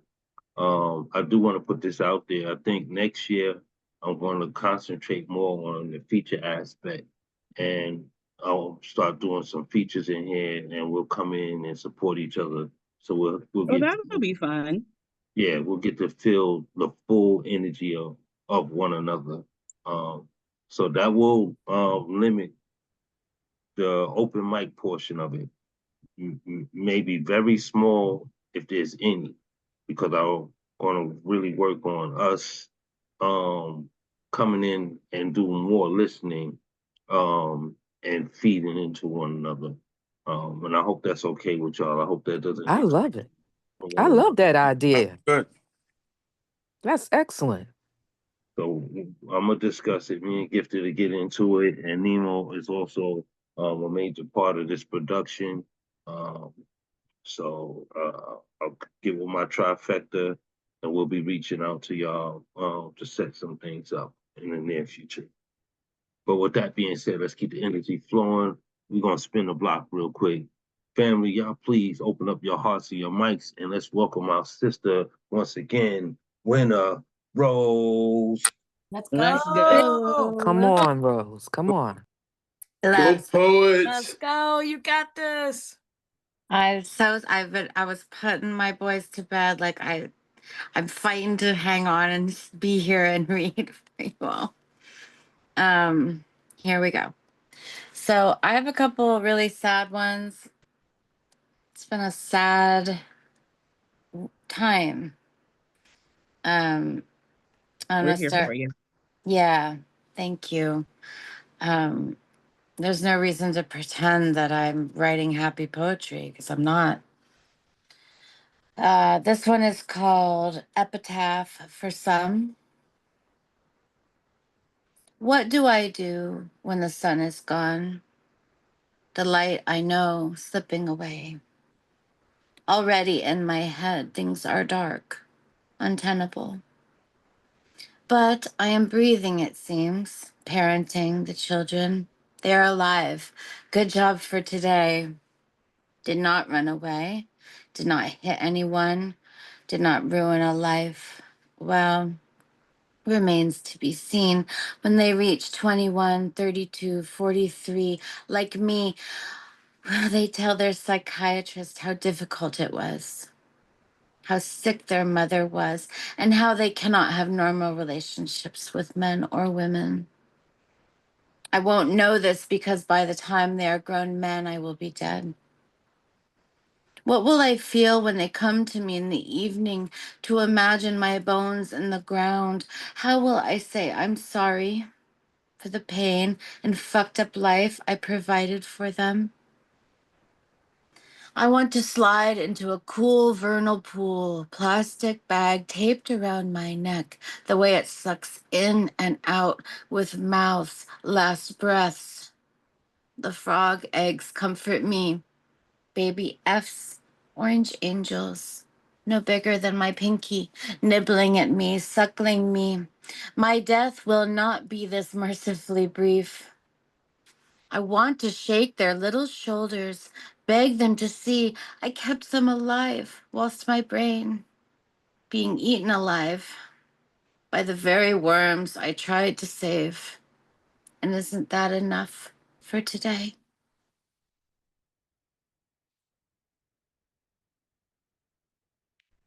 I thank you, and I'll do I, one more. I don't like you either, with Winter Rose. I don't. I can't stand you either. I Your pen don't, is awesome. Your honey, pen is awesome, I sweetie. don't fucking like myself, but I do love you. Yeah, I love you too. That I love was you, girl. God Almighty. Continue. Okay. I said they were gonna be hard. This one is called Suicide Attempt Number, and then like line underneath, like we don't know which one. Okay. Underscore. I mourn the wounded aurora in your eyes, who slit the gray blue waves at dawn. The blade which opened wrists anew was once a friend, then gone. Birds know the brutal weight of air. We fight it, not understanding how to float as cadavers, nor how to dive into abysmal depths without breaking our necks on rocks. We know avarice. We know want. Vice to us is accumulated, nothing more than heroin and cigarettes. Muscle and bone, the coral and the abalone, so patient with the aeons, not responding sooner to those who would desecrate their beds. Pearled Pacific mornings turn to chalk, ground up silicates in her fresh flesh, crab and krill, your inner wrist spilt upon the atoll. Bleeding clouded humanity into a placid sea, awash in devastating beauty. And I thank you for witnessing me. That's some serious poetry right there. Giving you, sending you big hugs. Yes. Beautiful. Hey, be careful. Yeah. What was the first line of the second one? I mourn the, was it the? Yeah, I stumbled a little. I mourn the wounded aurora in your eyes. Wounded aurora. Okay, You thank slit you. the gray blue waves at dawn. Yeah, I stumbled. It's, yeah. It's That's a thick brilliant language in that one. line. It's thick. That was still an amazing first line. You have some great opening lines. That just makes your words so much more captivating, and you say they're sad, but yet they're beautiful, melodic almost. The way you recite them, and I hope that they give you some release. So thank you for sharing them in this space. Beautiful work. That is the key to this art that we all share, is about finding your freedom in the expression. So even when it's deep, even when it hurts, in that release, there has to be some freedom. That's the goal. Find that peace within the peace. All right. So we loving on you. We loving on you. That's okay. It's all right to be emotional. We got you. You know you were family, right? We got you, love. Yeah, show us some love one more time. Let's pour into her. Way to go, Yeah. Beautiful, Absolutely, sweetie. Incredible. And keep sharing. Amazing. And I'm proud of you because I know you was at I just said that. a frozen point with finding that new ink. So to be able to release in the way that you're doing is so powerful, and it should make you feel good. It's okay to be emotional because it has to be some feel good inside of that. Absolutely. I was just saying the same thing, that I'm proud of you. Sometimes I guess we do think alike, but I I already told you we could be texting it in the chat and be my line underneath yours or yours under mine. I know you love me, woman. I can't wait to see you. Hush. Winter Rose, I'm so excited for you and proud of how vulnerable and transparent you are in your words. Again, thank you. That part, and don't hush me. You know, the truth is the truth, no matter how you receive it. But as we move along, You know we got what? a little family in the room. Y'all, please join me in opening up your hearts and your mics as we welcome Sam Hardy. Let's go, Sam. Welcome back. Woo! Yeah, Sam, I am. Let's go. Sam. Good to be back. Yes. The first poem I'm reading is from my book, Lost Love Volume 2. see here. Where'd it go? Here we go. It's called I Wrote Her. I wrote her. Happy words, loving words. Jump on this carousel with me. No reply. Another try. I wrote her. Invitations, affirmations. Please love me. No reply. She broke me. Another day. I wrote her, still trying to give her the world. No reply. I'm crushed. My heart lies in ruins. I wrote her again. Ink, pleading. No reply. My inks run dry. My heart is full, yet broken into pieces. She doesn't see me. I wrote her one final time. No reply. My second one is from my One of These Days upcoming book. I've just finished writing a book for and about survivors of sexual assault. And I'm having a hard time finding a publisher because that's just not the kind of poetry book that someone usually wants to publish. But I'm trying, and I'm hoping within the next year I'll have a publisher. But for now, everybody else gets to hear my poems from the book. I'll give you a small content warning. Again, it is a book about sexual assault. This poem is called Hotline. It's 4:12 a.m. when the phone buzzes against my pillow, like a warning, like a pulse too fast to ignore. I'm instantly awake. She doesn't say her name, just, is someone there? And I say yes, like a vow, like a promise I might not know yet how to keep. There's a silence I've learned to wait through, not empty, but full of everything she doesn't want to remember and may never forget. I count her breaths, match mine to hers, a kind of duet between panic and patience. And I listen. I, I was raped. She says it like a confession, like a curse, like she's the one who did something wrong. I want so badly to climb into the crack in her voice and pull her out of it. But all I have is my voice, my breath, my breathing on this line between us, humming with pain and still holding. I repeat certain things so she knows I'm listening, so she hears, I believe you, because I remember how much that mattered. When the call ends, I don't cry. I drink water, stare at the wall, let her story settle next to the others, stacked like unsent letters. I'll never burn and never forget. Thank you. So good. Wow. Thank you, Sam. Thank you, Sam. You keep sending your book out. Keep speaking your words. They are words that need to be heard. And I am so thankful for you sharing in this space.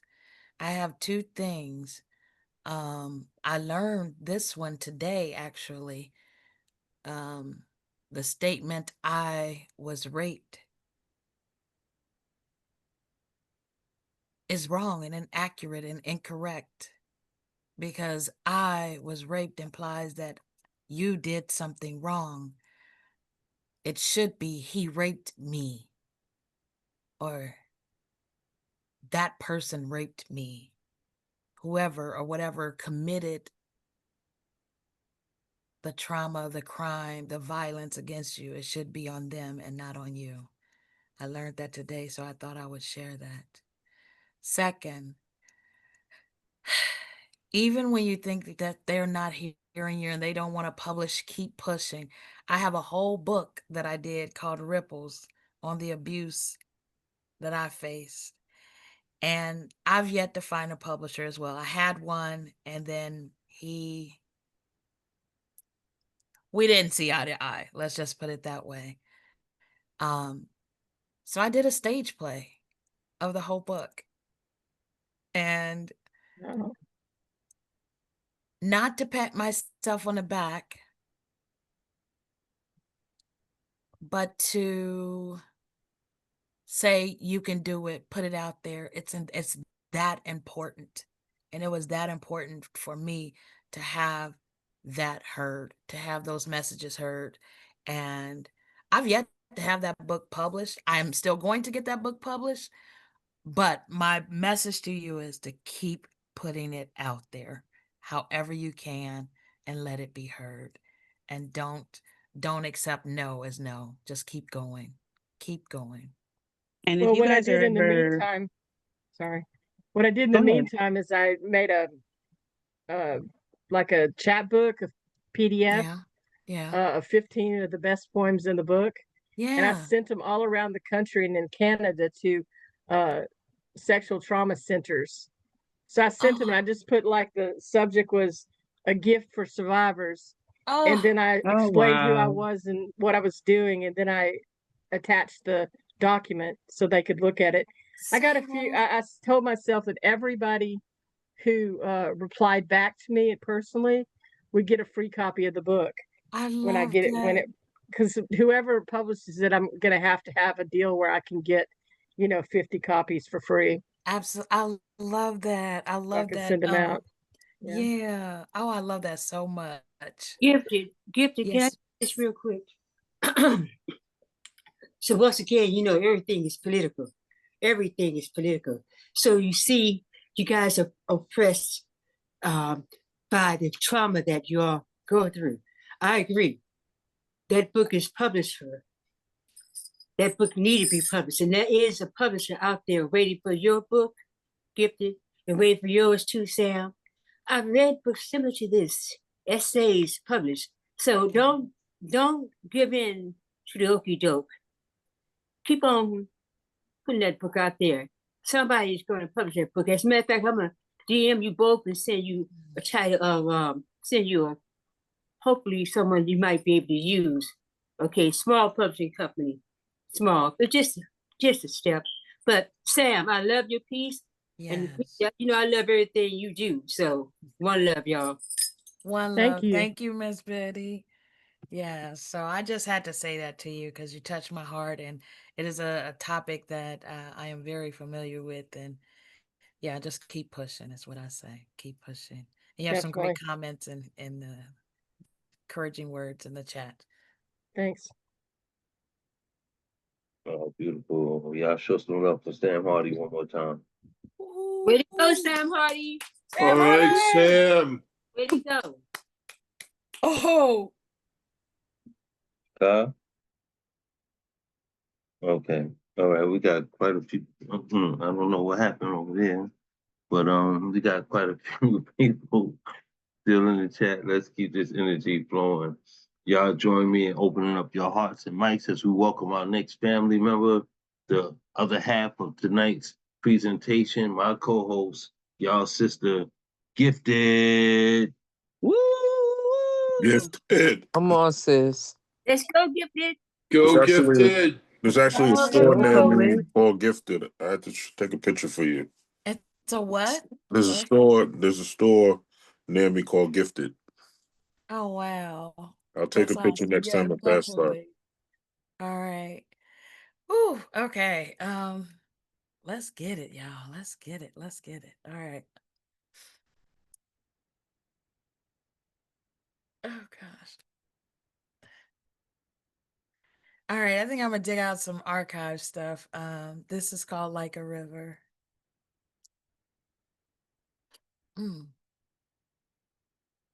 Don't see me as I untangle these knots of deception. Brainwash ideology is the conflict of interest in our heads, playing their game. Step 1, pull your card. Step 2, find your position. Step 3, roll the dice, move forward, get knocked down, then 2 steps back. Step 4, the game is rigged. Toss out these rules. Now let's just us begin. Understanding, upping the authenticity of our freedom is the new game.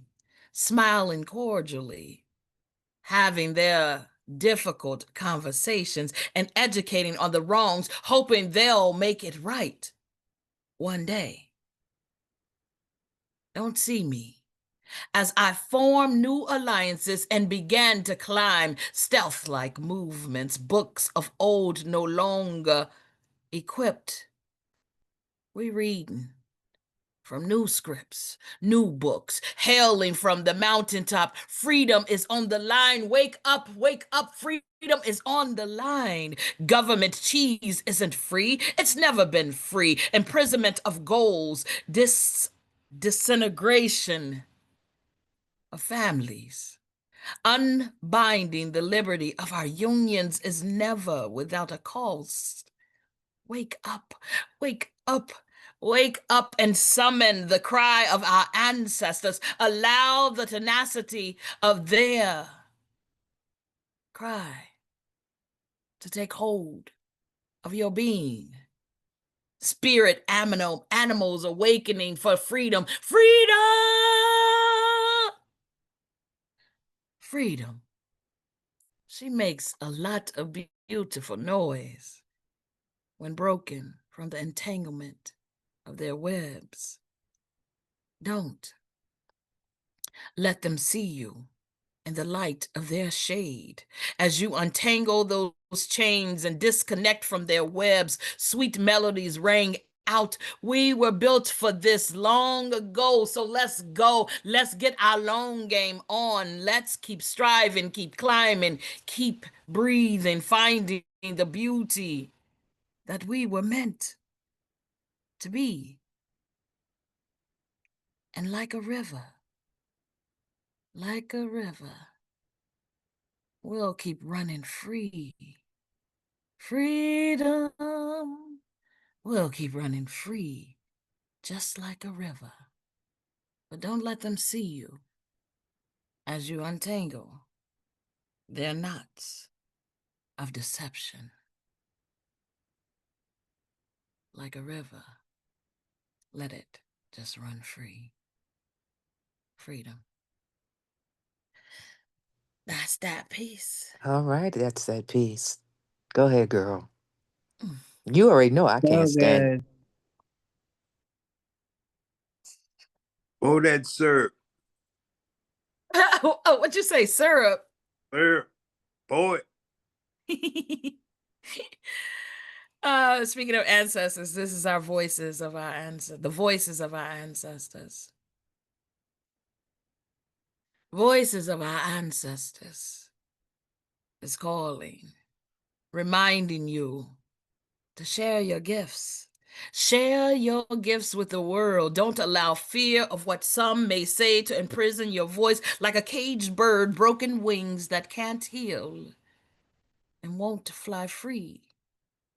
Share your words, bound by the undetachable cables that won't emancipate your voice, the riff of your instrument, and allow you to blow, blow, blow, leaving it untouched. Like the lonely flute in the corner of the resale store, just sitting over there, dusty. Lackluster takes shapes, doubt unfolds, acidic tears turn and burn upon your skin and your cheeks as they mix with the blends of Maybelline. Whispers of our ancestors, can't you hear them? Whispers of our ancestors, you've got to hear them. Saying, what you crying for, child? What you crying for, child? Whither were the leaves that fell? But seasons change.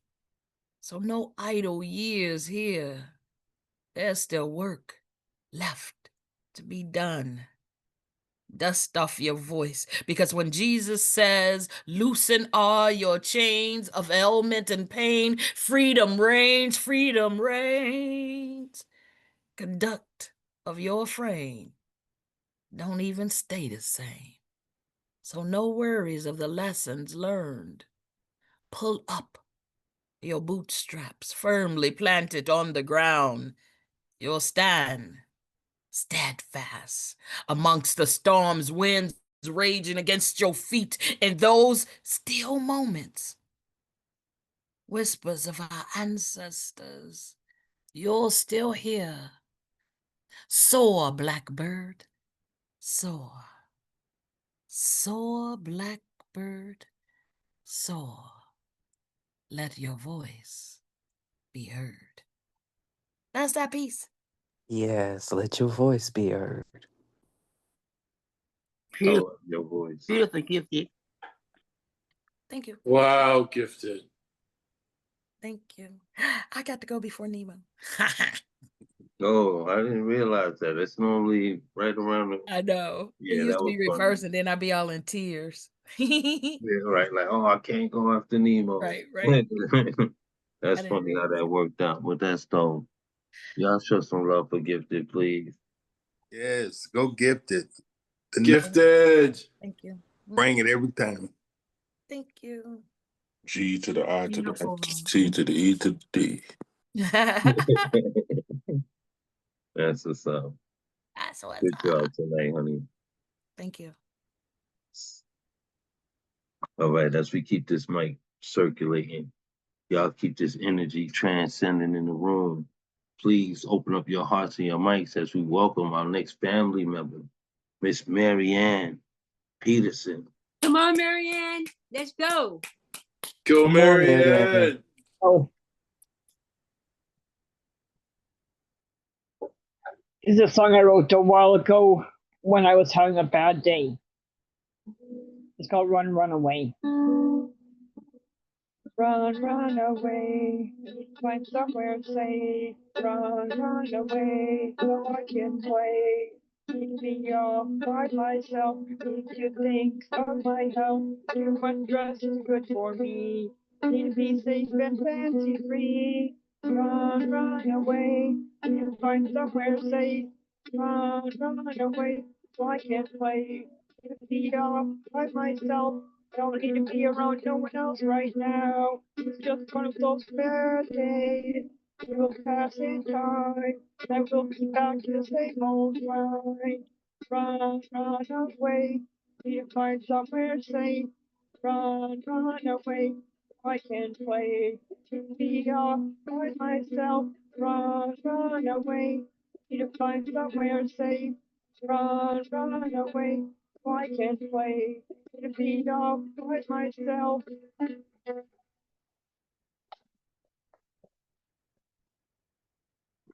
Next thing I'll do is, since it's Halloween month, I'm gonna share one of my short stories. We have section of our short stories book. That's called The Vampire Who Terrorized New York. Once there was a scientist named Tom Peters. He liked to create things. One day Tom created a monster called Brutus. Brutus was a vampire that couldn't be destroyed, no matter how hard anybody tried. One night Brutus wandered off to find a wife that would live with him forever. Tom didn't even know that Brutus was gone until a morning paper came. Vampire monster terrorized New York by a special correspondent. New York, be on the lookout for vampire that can't be destroyed. Whoever stands in the monster's way of finding a wife perishes by the vampire crushing every single bone in the body with his bare claws. When the monster crushes every bone, he sucks blood out of the victim, and then he eats the victim's flesh. The vampire has taken over 1 million lives of people who stood in his way. When Tom read this, he tried to find the monster, but instead of him finding the monster, the vampire found him. Tom tried to scream, but by the time somebody heard him, it was too late. When everybody who were still alive got there, they saw all the broken bones of Tom Peters. They all mourned for him, and they had his bones cremated. His ashes were thrown towards the wind. Everybody in New York were terrified. The monster kept on destroying people until there was only one person alive who was going to be the monster's wife forever. Most everyone else in New York was dead. The monster destroyed 7,059,030 people altogether. The other monster bit his love on the neck 6 times to make sure that they would be able to be vampires, and they were both vampires. The monster was finished fighting his wife, who was as big as the other monster. They both were 7 feet high. That's it for that. Then I'll do a poem. This is based on a photo writing prompt. The photo showed a woman in a dress sitting by herself in a field of flowers. So I wrote this, and I wrote this on the 13th of this month, and it's called Sitting Alone. flowers all around. I'm sitting alone, thinking about what is to come, contemplating where do we go from here. That's it for that. Okay, Marianne. All right, Marianne. Let's go. You had me at the title. I'm like, damn, she terrorizing New York. You know, I gotta go home sometime. You terrorize my home. Yeah, I feel some kind of way about that. Yeah. You know, she talking about, yeah. I love you, Marianne. I so appreciate your truth and the way you walk in your own light. I'll be seeing you around. You got to start popping in some of these rooms that I'm in on the TikTok. So Uh-huh. I'm gonna start sending you some kites because I'll be seeing you on that scene. Okay. Okay. All right. I love you, sis. Thank you for sharing with us. Yep, you're welcome. What's Bye. up? Show us some love. All right, Marianne. And Sam says she had to Yeah, go. she had to drop out. I seen we Oh, lost the okay. box. I think we missed her, but hope she has a good night. She had some great shares. Indeed, indeed. I'm Hey, sure. Miss Shannon, and I saw somebody else in here too. I missed them. Okay. Miss Shannon, Welcome. welcome. All right, let's keep this energy up. We got quite a few more people. Y'all pour into them the way they poured into you. At this time, please open up your hearts and your mics as we welcome my food dog, y'all brother, Mr. Nemo. Let's go, Nemo. Let's go, Nemo. Let's go, Nemo. Come on, Nemo. Hey, Hey. hello everyone. This mic is on fire. Come on, Nemo. Everyone has been incredible. I actually just have. I'm going to do one long piece and one very short. All right.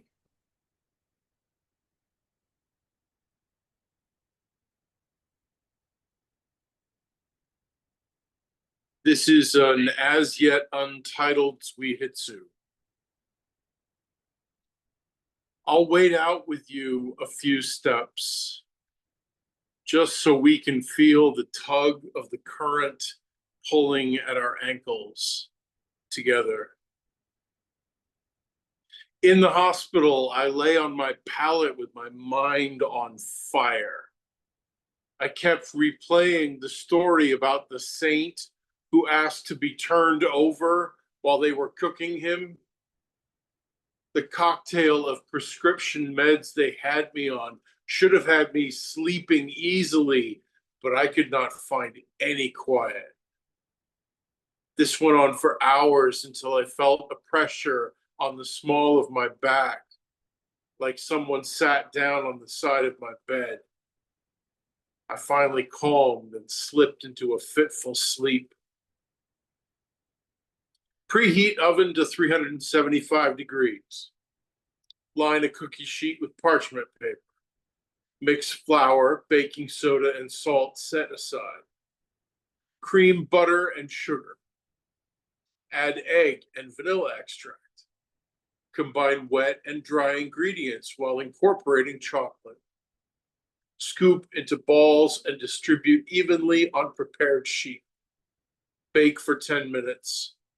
Turn halfway through for even browning. I knew it was a dream when one of the elephants stopped short with its foot still mid-air. The rider slid down its back, grumbling, and opened the side of the elephant to reveal gauges and knobs and buttons of all shapes and sizes. After he banged on a few things, the elephant belched black smoke and started moving again. I wished for a chocolate shop behind me, and when I turned, it was there.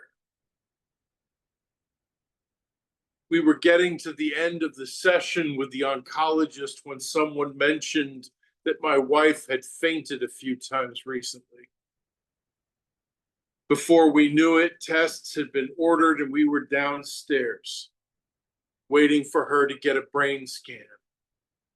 Apparently, when they did the body scan after she was diagnosed, they didn't include her head. So if any of the cancer had gotten into her brain, it would cause fainting and it would kill her within months.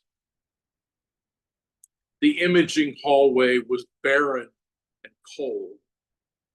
She had switched her shirt out for a hospital gown, and she shivered as we sat on the bench and waited for them to call her. I held her hand. We didn't say anything. The secret ingredient is fine ground white cornmeal. It gives the cookies some grit and texture. Most stores only carry medium grind yellow cornmeal.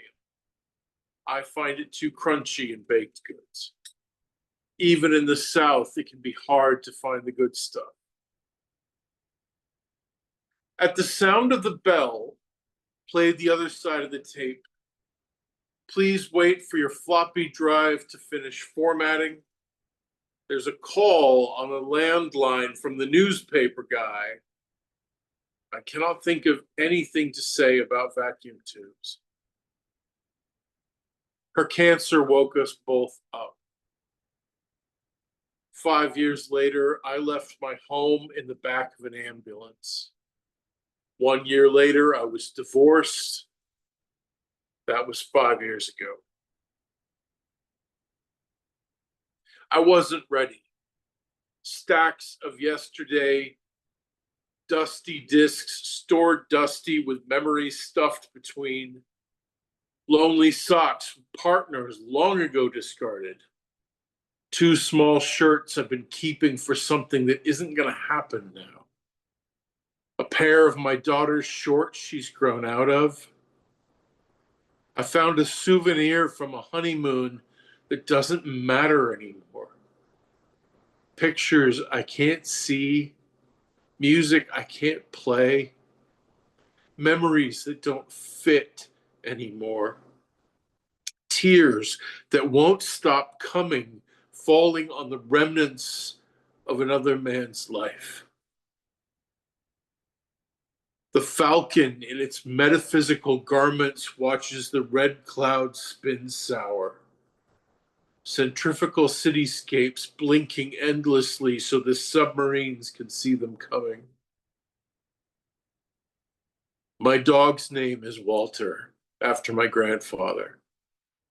My floor is littered with shredded stuffed animal skins. Their stuffing and squeakers long ago removed, taken away and discarded. They're choking hazards. Walter sleeps with me at night. His favorite place to curl up is right in the small of my back. Thank you. And then I have a very short little poem that I just wrote recently.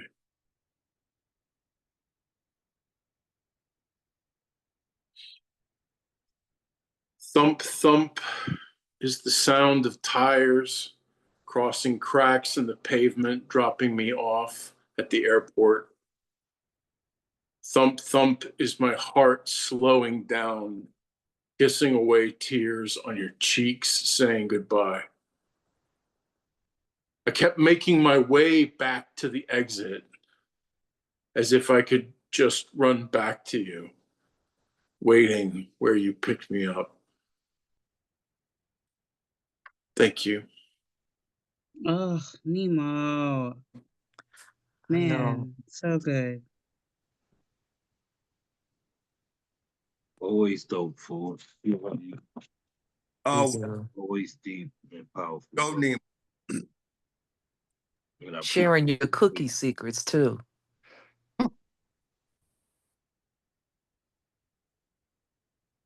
how you feeling.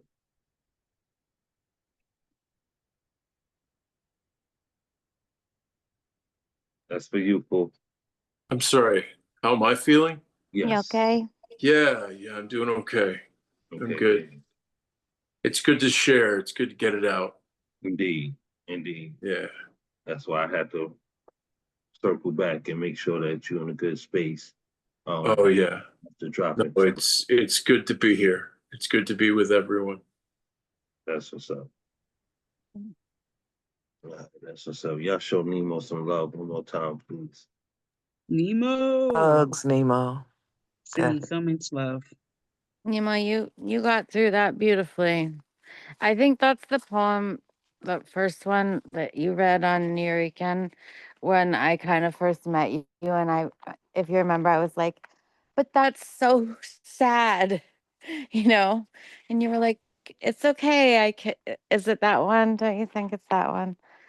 And I was like, that's so painful. And you're like, it's okay for me to read it, you know? And then I love that you did the second one. It's lovely. I'm glad you're here tonight. Thank you. I'm glad you're here too. Oh, I love it. Oh. Make you want to send gifted a DM. Okay, I'm not gonna make this about us. Let's keep this energy flowing. Thank you for great work. As we move forward, y'all please join me as we open our hearts and mics and welcome our next family member, Miss Brooklyn in the house, Erica Floyd. All right, come on, baby. Okay, Erica. Brooklyn. That's what I've been waiting for. Come on, Go. Brooklyn. I haven't read this in a while. It's an old piece. By the way, I just want to, before I get into it, uh, wish my baby a happy, I believe, 44th week anniversary of knowing him. Yes, 44 weeks. Aw. I love it. The love is transcending in this space. Baby, I'm gonna send you a DM real quick. Okay, this It's was also romantic up here. this was written in 2021, January, in fact.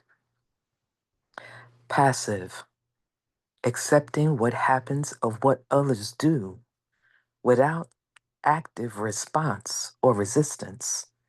Thinking, using thought or rational judgment. Intelligence. Conjuring, the performance of tricks which are seemingly magical, typically involving sleight of hand. Forethought, careful consideration of what will be necessary or may happen in the future. Sounds like a plan. Premeditation, the action of planning something beforehand. Point of no return. Point beyond which one must continue on the current course because turning back is not an option. Always underestimating. In anything competitive, such as poker, chess, life, you don't show your plans. You don't reveal your methods because it gives the opposition the upper hand. So why do people perceive my restraint as conceding? It's hilarious because those that misread me will be in for a rude awakening. It's growing old, people perceiving me as passive, that they characterize me as such. It's wearing thin on me when it shouldn't, considering they really don't know me that much. If they only knew what it was to be me with the experiences that I've had, they would realize the strength that it took for me not to go mad. The damage that I could cause would be quite collateral to the extreme. They would have to rethink their opinions of me because I'm not what I seem. I'm just biding my time coming up with a strategy to avoid me suffering another tragedy. Because if I act on impulse without planning, that would be raggedy. So risking my life or freedom would not be appealing, you see? Because there's such a thing as forensic science that tracks your DNA. I must conjure up a plan without emotions on display. Premeditation and forethought to not give myself away. But you think I'm weak? Little did you know that was my power play. What's funny to me is that I come off as predictable. But if one really thought about it, it's the quiet ones you should be most careful of. It's that I don't respond or react in an expected way.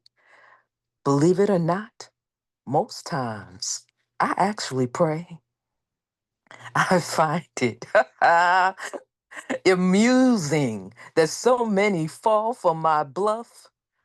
There will come a time when enough is enough.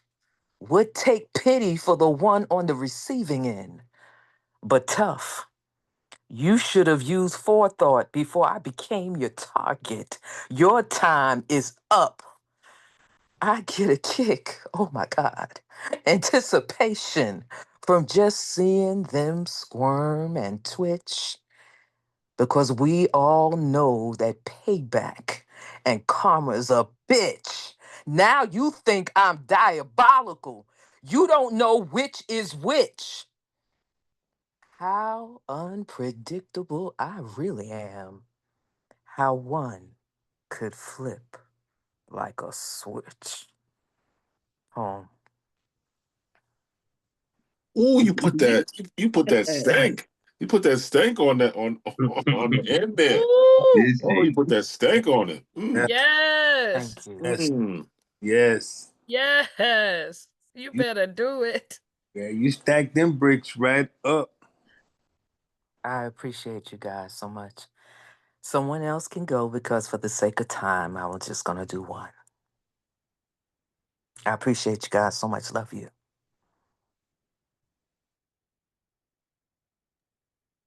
Thank you, sis, and I appreciate your acknowledgement uh, as well as your contribution. Love you so much. Y'all show some love for Brooklyn in the house one more time, please. Man, Brooklyn. Brooklyn in the house. Woo. Brooklyn. I hate you I too, actually can Erica. stand you. Oh, I'd embrace all the hate, all the can't Oh, stand yous. oh, I can't fucking stand how hot you are. Oh Thank man, you. Fucking hell. listen, I can't Not wait. fair. I'm gonna have to make that shirt for you. That might be a belated birthday gift or something. I Oh, kind thank you. I kind would of appreciate it. yeah. I'm gonna have to hook you up. All right then. That's great. I look forward. Yeah, I'll talk to you soon. Yeah. With that being said, let's keep this energy flowing. We got a couple more artists before we get out of here. So y'all keep the energy up. Please open up your hearts and your mics once again as we welcome our brother, Mr. M.A. Dennis. Come on, Yeah. man. Let's Yeah, go. Yeah, baby. go MA. Let's go, Let's poet. Give us that go. voice. Go. Give us that voice, babe. Yes. RIPE. Rebuttal to an iconographic peach eater. Mm. In the button poetry video for Kevin Cantor's poem Peach Emoji, the first unsweet 16 words to come out the poet's mouth are, quote, make some noise if you two believe that there are not enough songs about eating ass, end quote. I'm not judging anybody's kink. What consenting adults do with a partner or sneaky link is their Bobby Brown prerogative. But I cannot bring myself to eat ass because that would require me to kiss ass. And I do not believe in eating anything I'm unwilling to kiss. Some people possess privilege, eating ass because they have the luxury of kissing ass. I do not have the same right. Ass kisser turned eater is not the mule that plows my ancestors' greatest dreams. My people have shucked, jived, yes sir boss, and brown-nosed way too much for me to now pucker up and kiss ass. So eating ass is out the question because I don't eat what I don't kiss. Kevin Cantor's words are a tinnitus in my ears. There are not enough songs about eating ass. The song "Supposed to Be" is playing on the radio. An R&B singer croons her top 40 requirement for a romantic relationship. Quote, he got to eat the booty like groceries. End quote. What kind of groceries exactly are we talking about eating? Is the booty Whole Foods, Trader Joe's, Publix? Are there community eaters lining up for welfare cheese with buns of steel? Does EBT stand for electronic benefits transfer or eating booty technique? Does WIC stand for women, infant, and children or wanting to inhale cheeks? I don't want to shame anyone who wants to eat ass. If you find booty to be delicious, if you have a taste for tush, if you love big butts and cannot lie about them being an all-you-can-eat buffet, if your favorite fruit is a peach emoji, kiss and eat ass to your heart's content. But as for me, I can't bring myself to eat ass because I don't kiss ass.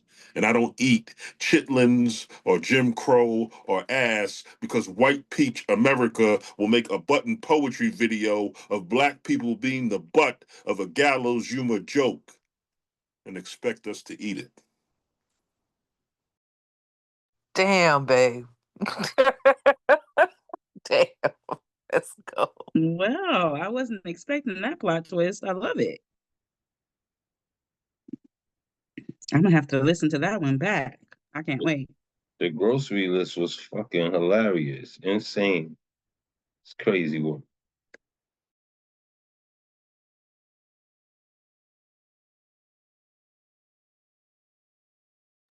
Yeah, that's it. Just one piece. I'm good. Thank you for listening. Thank you, brother. I appreciate your consideration, and we miss you, man. So it's good to hear your voice, sharing in this space. Y'all show some love for M.A. Dennis one more time. Wonderful. All Yes. right, all right. Yes. MA, yeah. Hey, Right. Let's keep that energy up and transcending, please. And you with our next family member, y'all. We ain't hear from this brother as well in a while, so it's been great. Tonight's been a beautiful evening. We brought some people back. So y'all open up your hearts and your mics as we pour into our brother, Mr. Artie Bob. Come on, Artie. Let's go, Yeah. sweetie. Artie. Come on. Hey, I ain't been here in a while. I see people just doing one piece. Is it too late? Should I just do one piece? Because I could just do one piece for real. I see everybody showing grace. Is it late or something like that? Well, I got to get up at 2. All right, say less. Say less. That's where we at with it. We'll do this piece. I appreciate you, brother. No, it's all love, bro. Piece is called How Many You Got? With so much going on in the world, I'm not sure how to act. And a guy asked me, why y'all not marching right now? It's crazy overseas and ICE on our own land taking folks out of schools right now. Where the mad niggas at? Ready to go crazy and start rioting. Where those mad triggers at? I mean, a part of me wanted to be mad. I mean, but so many tears turn tall tales. I looked them right in the eyes, y'all, and I only could be sad. And I asked, hey, how many good slaves you got? Hello, good sir. I mean, because my name is Arthur Fox. I've been traveling along this journey, finally paid my dues, earned my wages. Yup, I got my papers and freedom off the master's lot.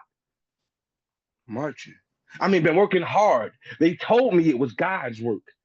Only my journey, it seems hard. I don't know. I guess that's how the odds work. But after all the time, for some reason, my kind, they look at me reason. It's like, time, stop. They hate me. I don't know where it happened, but I created a blind spot. I mean, my hustle for my mom and my family changed, but my morals didn't. I mean, then my mind dropped. Anyway, y'all, I got a small question. I've made a safe and happy nigga like spot. They want me to march. Hey, mister, I've been looking around wondering how many good slaves you got. I mean, 23 hard years of housework, tending to the kids, 24 hours maid service. I've literally learned to live around the clock, learning to break black while building white. I mean, building right, and help make sure the master's family could grow and live. I mean, look at me, black people. I actually do know how to raise kids. I mean, not just the slaves' kids. So again, I mean, I made a safe and nigga like spot. But mister, I've been looking around wondering how many good slaves you got. That's my piece. Come through, poet. Oh, Yes. Yeah, we needed that. Yeah, Artie. Yeah. Goodness, Artie. Especially knowing I got to get up and go to the plantation. Right? Yeah. Yeah. The end line was killer. Right. So many slaves you got. I mean, good slaves you got. It's good to hear from you, bro. You as well. I've been seeing you floating around on the TikTok scene. I'm gonna start sending you some kites in some of these rooms that I be in. Good energy people, man. I'm sure you'll enjoy yourself. Nah, man, I love, bro, and always good seeing you and all the people here. I heard a bunch of poetry while I was moving around doing stuff, but it was a lot of good love and good poetry here tonight, as always. That's what's up. That's what's up. Y'all show some love, Mr. Artie Fox, one more time. Artie, good Yes. seeing you. Yeah. Fire. Fire. Poet. No time no hear from. Good to hear that voice again. Good to hear it. Have it in the space. That's what's up. All right, keep that energy up, y'all. We got a couple more. Y'all, please help me opening up your hearts and your mics as we welcome our next artist, Miss Ray Jane. Yes. Woo! Yes, Ray Jane. Let's go, Ray Jane. Hey y'all, what's up, family? It's good to see y'all. Welcome to my living room. I've been wanting to read this one all day, but you know every space is not the right space for everything that you have. But I know Mr. Witz, any space Mr. Witz is in is the right space for me. So this poem is entitled When Abortion is Illegal. And I just ask from behind y'all mics, you know, you don't have to unmute, but just in your own space, in your own voice, whenever you hear me say, when abortion is illegal, you will respond, women die. Okay, just in your own space, you don't have to unmute at all, okay? In LA, brave women leapt onto City Hall steps, let their wombs rain blood, turn the white red. Taking action that is difficult to digest is the war cry of the warrior turned activist, lest we forget. When abortion is illegal, Women die. our mothers pushed their bodies apart to birth us. Our grandmothers had their legs separated in dark rooms. All so some man could get a nut off without consent, handprints still on knees, but we still trying to justify. When abortion is illegal, Women die. And die. overturning our right to say no, says yes to the monsters, screams yes to the ravaging that happens in any light. Not just the darkness, outside in the open, lets a woman have her life raped in the broadness of day, then forces her to carry a weight only she would have to endure. Growing her horror in her body while the world demands she call herself mother. Accept it, comply. When abortion is illegal, Women die. America returns us to taking extreme measures, always hanging us even with hangers. Sharp edge reminders only we can free ourselves, even when freedom is blood-soaked hope. From clawed uterine walls, can a man even imagine someone crawling up your urethra, pulling your freedom out your balls, then telling you it's your fault? Just live with it. Don't defy, but when abortion is illegal, women die. the not so secret society of rapists say silly shit like shut down the sex when a party can be trauma, when an uncle is a demon, when the holy books are misused, no biblical context aside from Roman Christian conquests, conquistadors still ravaging and calling the victims the savages. The separation of church and state remains a myth. Tell your priest to jump up off my ovaries. No God ever put unliving thing over my breath. Proclamations so simple, they call them lies. But when abortion is illegal, women die. Many men keep women underfoot. We getting way too mouthy. Many men keep us women under that glass. We getting way too wealthy. Cowards keep us barefoot and dependent, handmaids to the tyranny. Cowards keep us under the other side of verses. Roe and Wade just became a prophecy. You fucks better hope these wombs don't get a taste for reciprocity. Cowards better hope we don't align and fight. Because when abortion is illegal, women die. Women die. But they don't hear us until their women meet their demise. The rich have options, the poor die.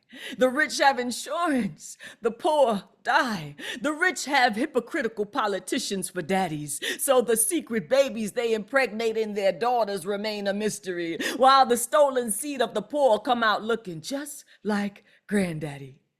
Boggles the mind that this is still so hard to understand, and yet we scream in the streets, spill fake blood, hoping it won't again become a reality. But what is truth won't die so silently this time. So say it with me. When abortion is illegal, Women die. Thank you. Oh my God, Ray Jane, thank you. Ray Wow. Jane. That was My great. God, today. Come on, Ray Jane. Absolutely needed. 100%. Yes. Thank you for that. Yes. So powerful with Ray Jane. So powerful. Yeah, that's a heavy, heavy piece. That and the call and response, the crowd interaction, just heightens it to a whole nother level. Brilliant pen, love. Thank you for bringing that here and feeling safe enough to express that here. Thank you so much. Mr. Witz, because you just mentioned how the piece was heavy and it had the call and response, I just wanted to let everyone know I hosted a open mic today at a homeless shelter, and at some point, I don't know why the spirit moved me to just take the mic and start going around to everyone in the audience and asking them to tell me some challenge, some obstacle, and after they stated it, to say, "But I'm still here." And I know that kind of is an echo of what you're saying. Ain't right, tribe, right? So what I'm asking everyone is, if anyone is interested, I'll put my email in the chat. Just send me something, just a couple of lines, just anything. It could be, abortion is illegal, but I'm still here.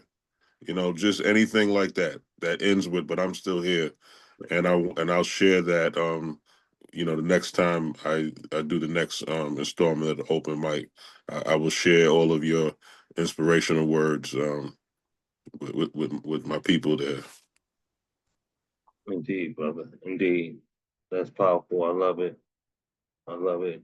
Um, we just did some magic like that just recent in a workshop that Ray Jane put together, where she had us uh, she hit us with backdoor DM prompts for a few lines, and we all put in our few lines and conglomerated a whole new poem that she had posted on her page, which is pretty dope. So I love that idea. I love that concept. I'm definitely going to participate in that. Thank you, brother. Mr. Witz, Yes. can we ask real quick that Ray J show her face again so we can give her some more props? I just don't want to see her face again because that is such a beautiful piece. Go, Ray J. Thank you so much, Ray J. So much. Thank you. One love. So thank you, Mama Betty. And yes, I am tired as it's showing. Trying not to wear it. Um, but it's okay. I'm here for you all. We got 2 more artists and we're gonna make it through. So with that being said, please join me in opening up your hearts and your mics as we welcome our next family member, Mr. Darkman Blues. Come on, Doc. Come on, Complicated Samuel. Passions, Oh, Samuel Rain. Yeah.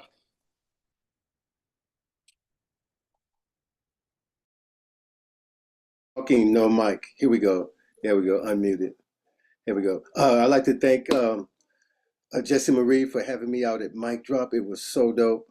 I'd like to thank Miss Betty for being one of the people that got my limited edition book. And so I'm going to drop right into these 2 quick poems and get out of everybody's way. We're living in a world of uncertainties. So many if, but, and maybes. No one really cares about tomorrow's destiny. Is this the way? Is this to be our legacy or the end of it? Yet to be determined what is made of us. We remain in a divided system of the way things used to be. A direction not by choice, left, right, straight, has no meaning without intentions. Who am I if not you? Not wanting to be a paradox, repeating the same story, telling lies like truth seems to be the norm. They're playing us too close in the forbidden zone with another way to die. And now some complicated passions.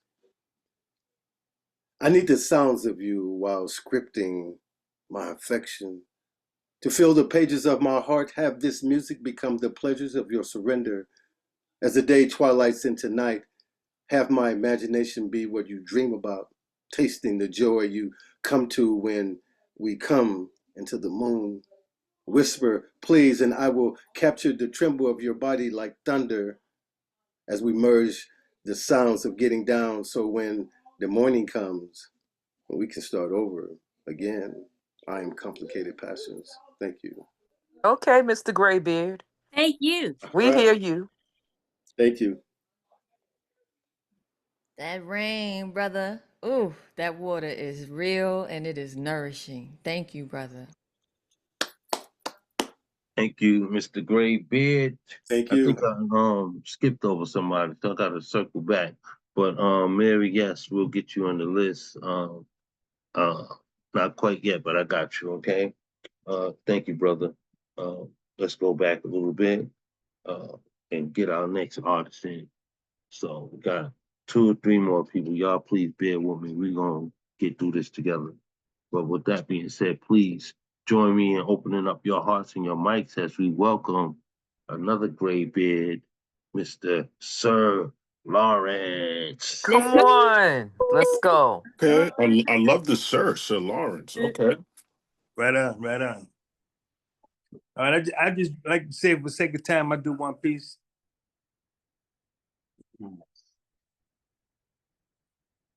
Colored inside the lines.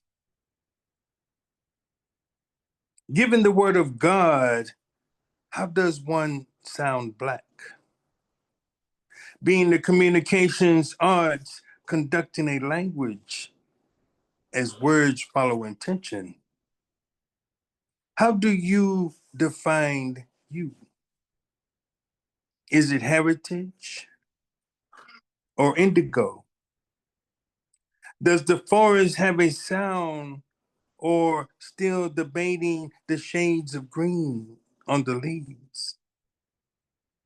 Maybe noticing the complexities of peopling. Should we discuss our spending power? Since they have resold color purple. The movie or the 140 Shades? What is the flavor of this Kool-Aid? Coming from a place with no documentation to get here, where your grandmother nor great-grandmother never mentioned. A story we keep repeating that's outside the lines. It's the splee sply we, you dick. Always letting someone else tell our history. Being touched by the sun. It's the colored people's mystery. A mystery that's inside the lines. Sir Lawrence.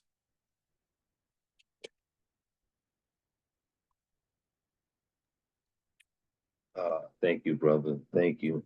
Right on. Thank you being here. Thank you.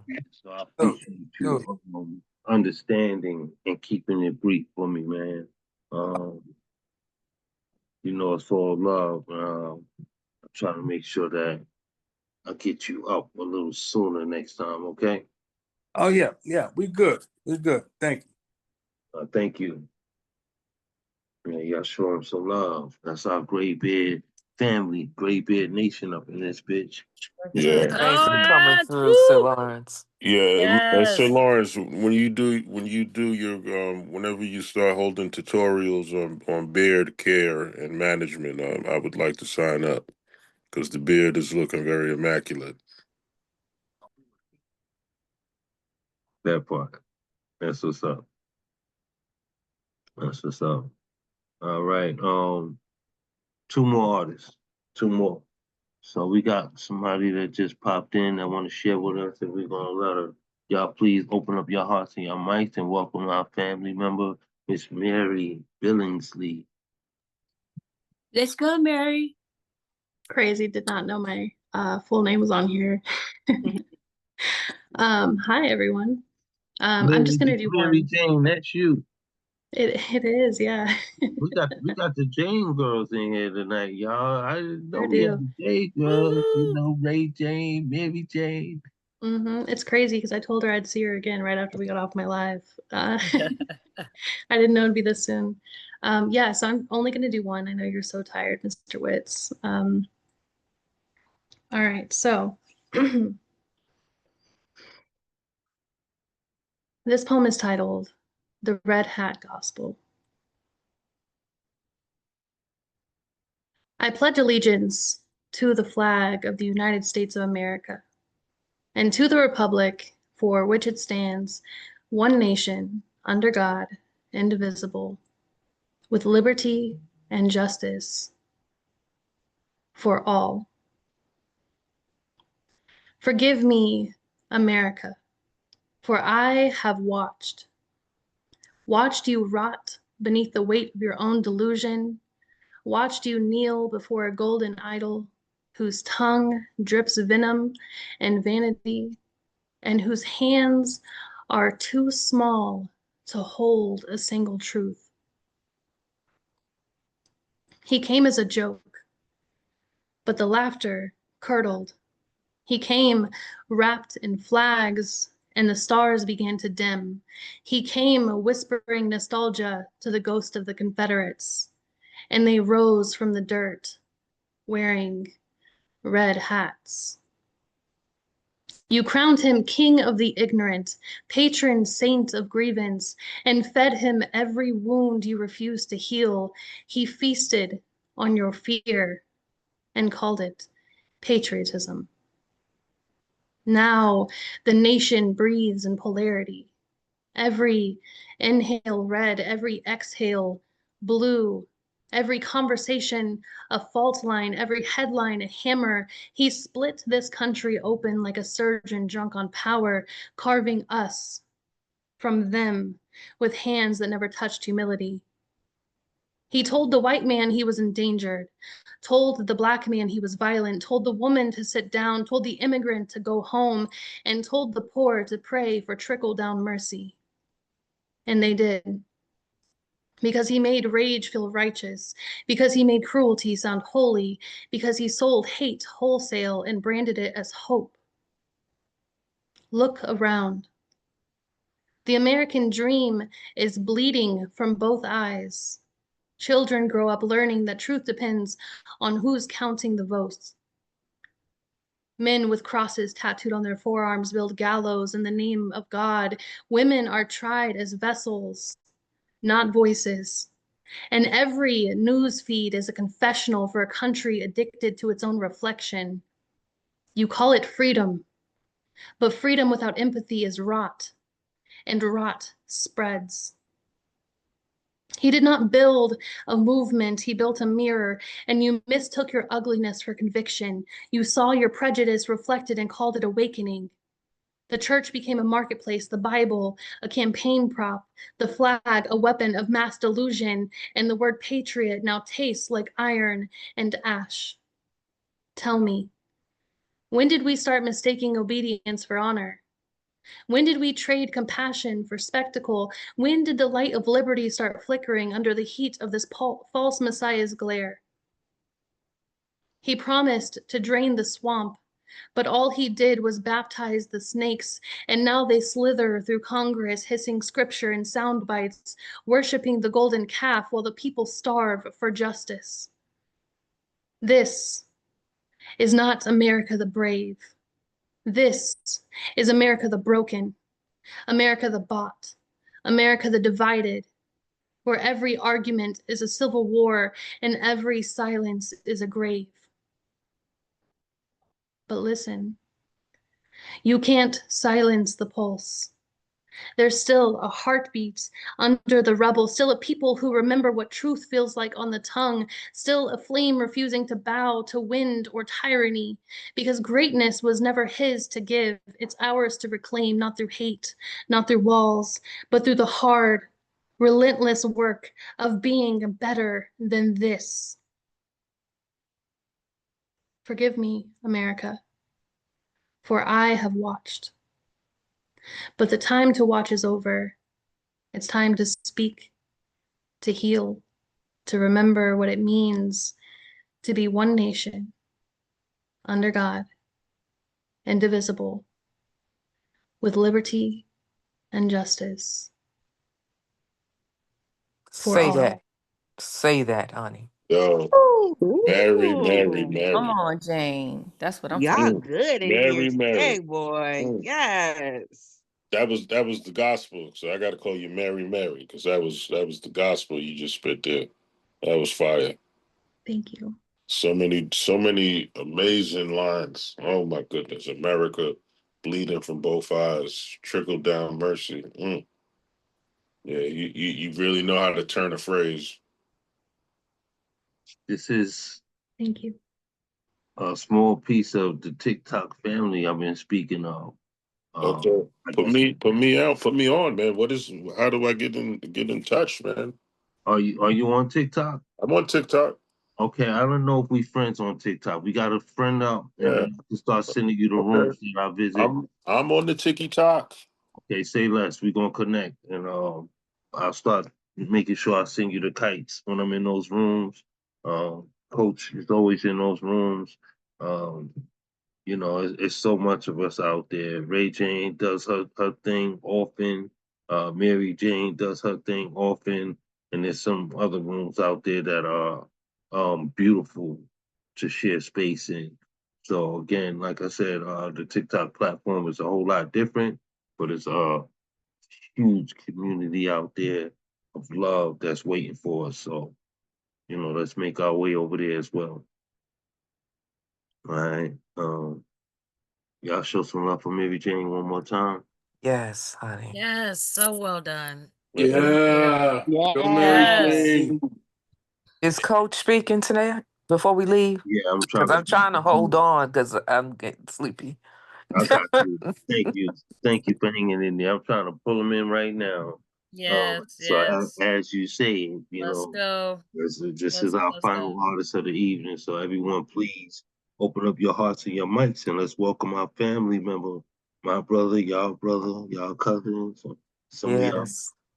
I can't stand him. Yes, I sir. can't stand Yo. him. Let's go, Coach John. What up? What up? Listen, man. I'm only reading One Piece for 5 minutes. No, I'm just fine. I'm only reading One Piece tonight. But it's a little lengthy, so y'all should be all right with it. And yeah, let's see where it's at. I'm tired too, Wit. So you go to bed. Just shut it off when I get done.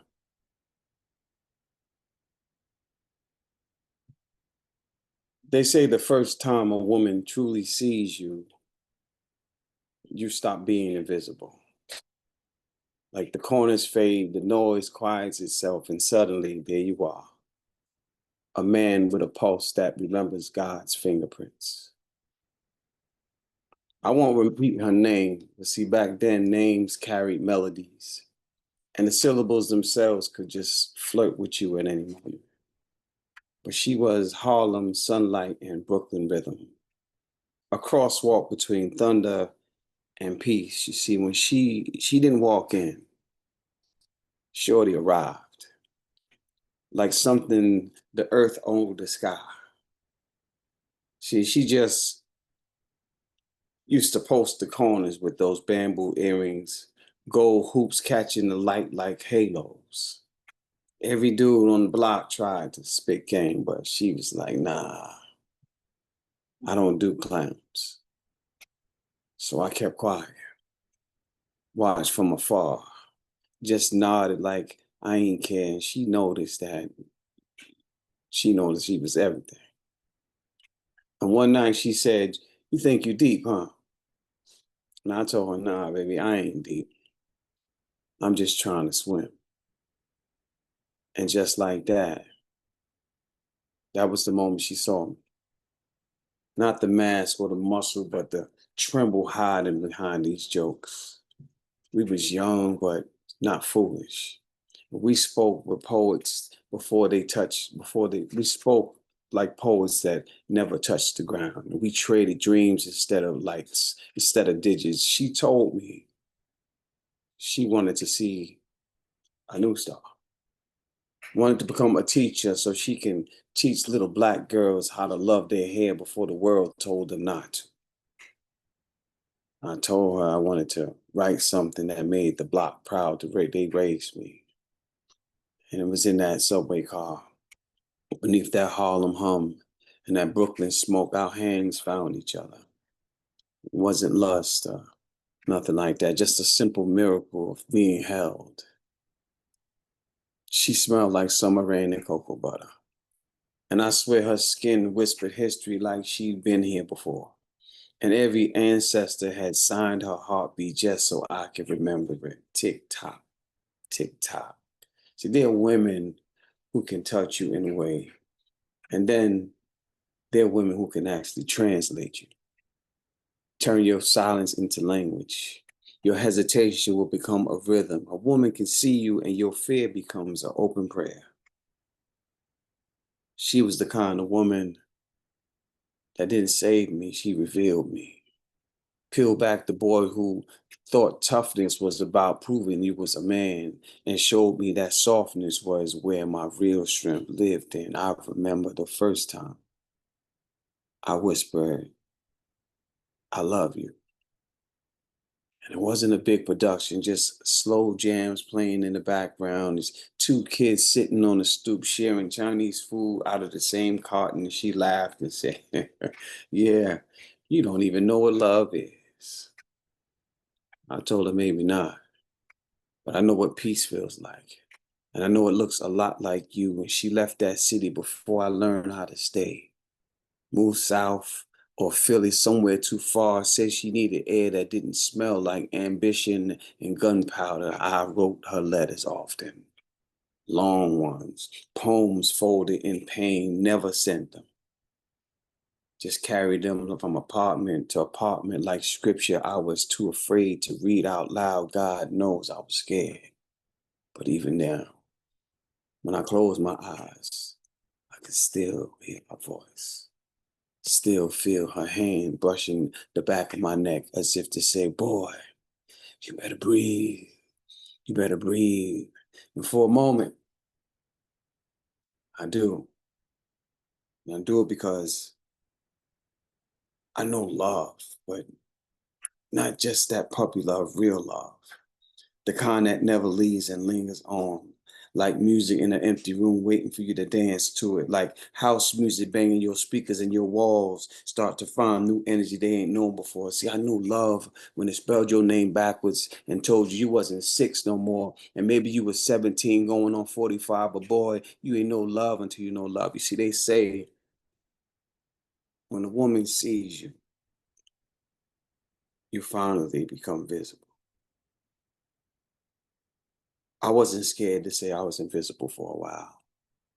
The shame only lied to me being unreal to be real with myself. And I told myself, hush, little boy.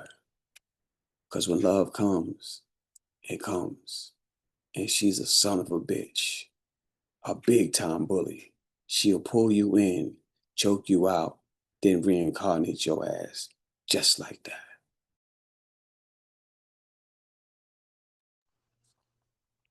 Come on. No truer Come on, statement poet. has been stated.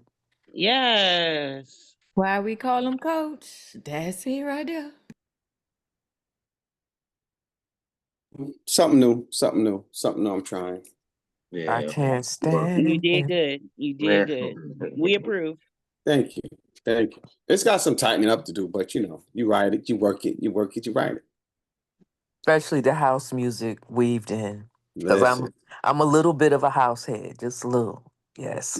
listen, I have 10 speakers in my garage. 4 of them is 15s. They stay plugged in. House music all night long. Say what? House music all night All long. night long, I yes. house you. I house you. Good night, Wits. Yeah, great work, everybody. Good Hey, night, John boy. Let's go. Good night, y'all. hang in there, family. If y'all can, just give me one more minute. In light of our recent departed brother D'Angelo, I want to do this final piece. Oh, okay. Absolutely. Yes. Absolutely, yes. Rest in power, man. I actually named my son's name D'Angelo. I named him after D'Angelo. Wow.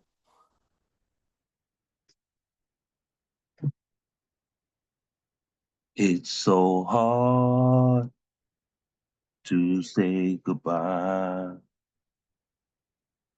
So we try to keep the memories made as live as the vessels that birthed them, reminding them like big screen viewings, laughing, crying, even covering our eyes at times. We don't wish to see them displayed. But the brain is such a fascinating place. It's an honor to be one of someone's memories. You can black out a room by closing your eyes and still see the scene vivid. Even before there was cameras, people were doing remarkable things to impress each other. Songs, dances, comedic gestures, the things you think about when they are gone, especially when they have left you forever in physical form. So we replay their cleverness in deja vu, somber mutating to joy through tears, where we forgive their departure by embracing their existence. I know from experience, one thing that's hard to do is make other people see your vision. So I wrote this for the actors who breathe life in the characters, from television to films that have captured our hearts, for the singers and rappers who left impacting impressions, inspiring us to be great by their way of music. I wrote this for the poets, painters, and visual artists, for the comedians and those who have gave special, powerful speeches. This poem is for the people, the spirits inside them, whose expressions reflect life inside their artistry. Thank you for gifting us abundantly with your talents. Thank you for reminding us all the importance of creativity. Thank you for teaching us we all are human and our living doesn't cease with our physical demise. We all live on in the smiles and minds of the hearts we've captured, the individuals we impact along our earthly paths. And if I could take a moment to shake your hand and speak directly to you, I say thank you for doing exactly what God put you here to do. Thank y'all for that moment. Come on. Ashe. Thank y'all for being here. Please unmute yourselves. Come on the screen for this one last good night. One last embrace. It's until the next day, until the next 24, right? I love you all. I appreciate y'all time, y'all energy, and the way that you love on each other is like no other. Transcend that energy beyond these screens. Keep that going wherever you find each other. Pop up on each other. Check in on each other. Love each other. Because you never know. That's right. Thank you, family. Good night, y'all. Good night, everybody. Love you, All Foo. right, peace. Love Good night, Thank you, boys. everyone. May the force be with you. Go to bed. I like that. Go to bed, Wits. Yeah. Yes. I'm going to bed. Yes. Peace and hair grease. Yes. Good night. Well, Good night, everyone. bedroom. Who said peace about good night, John Boy? Like that took me all the way out. Oh, I missed that. Was that in the chat or was Who's that sleeping? vocal? Somebody's sleeping. Oh God. Somebody's sleeping right there. We turned it off.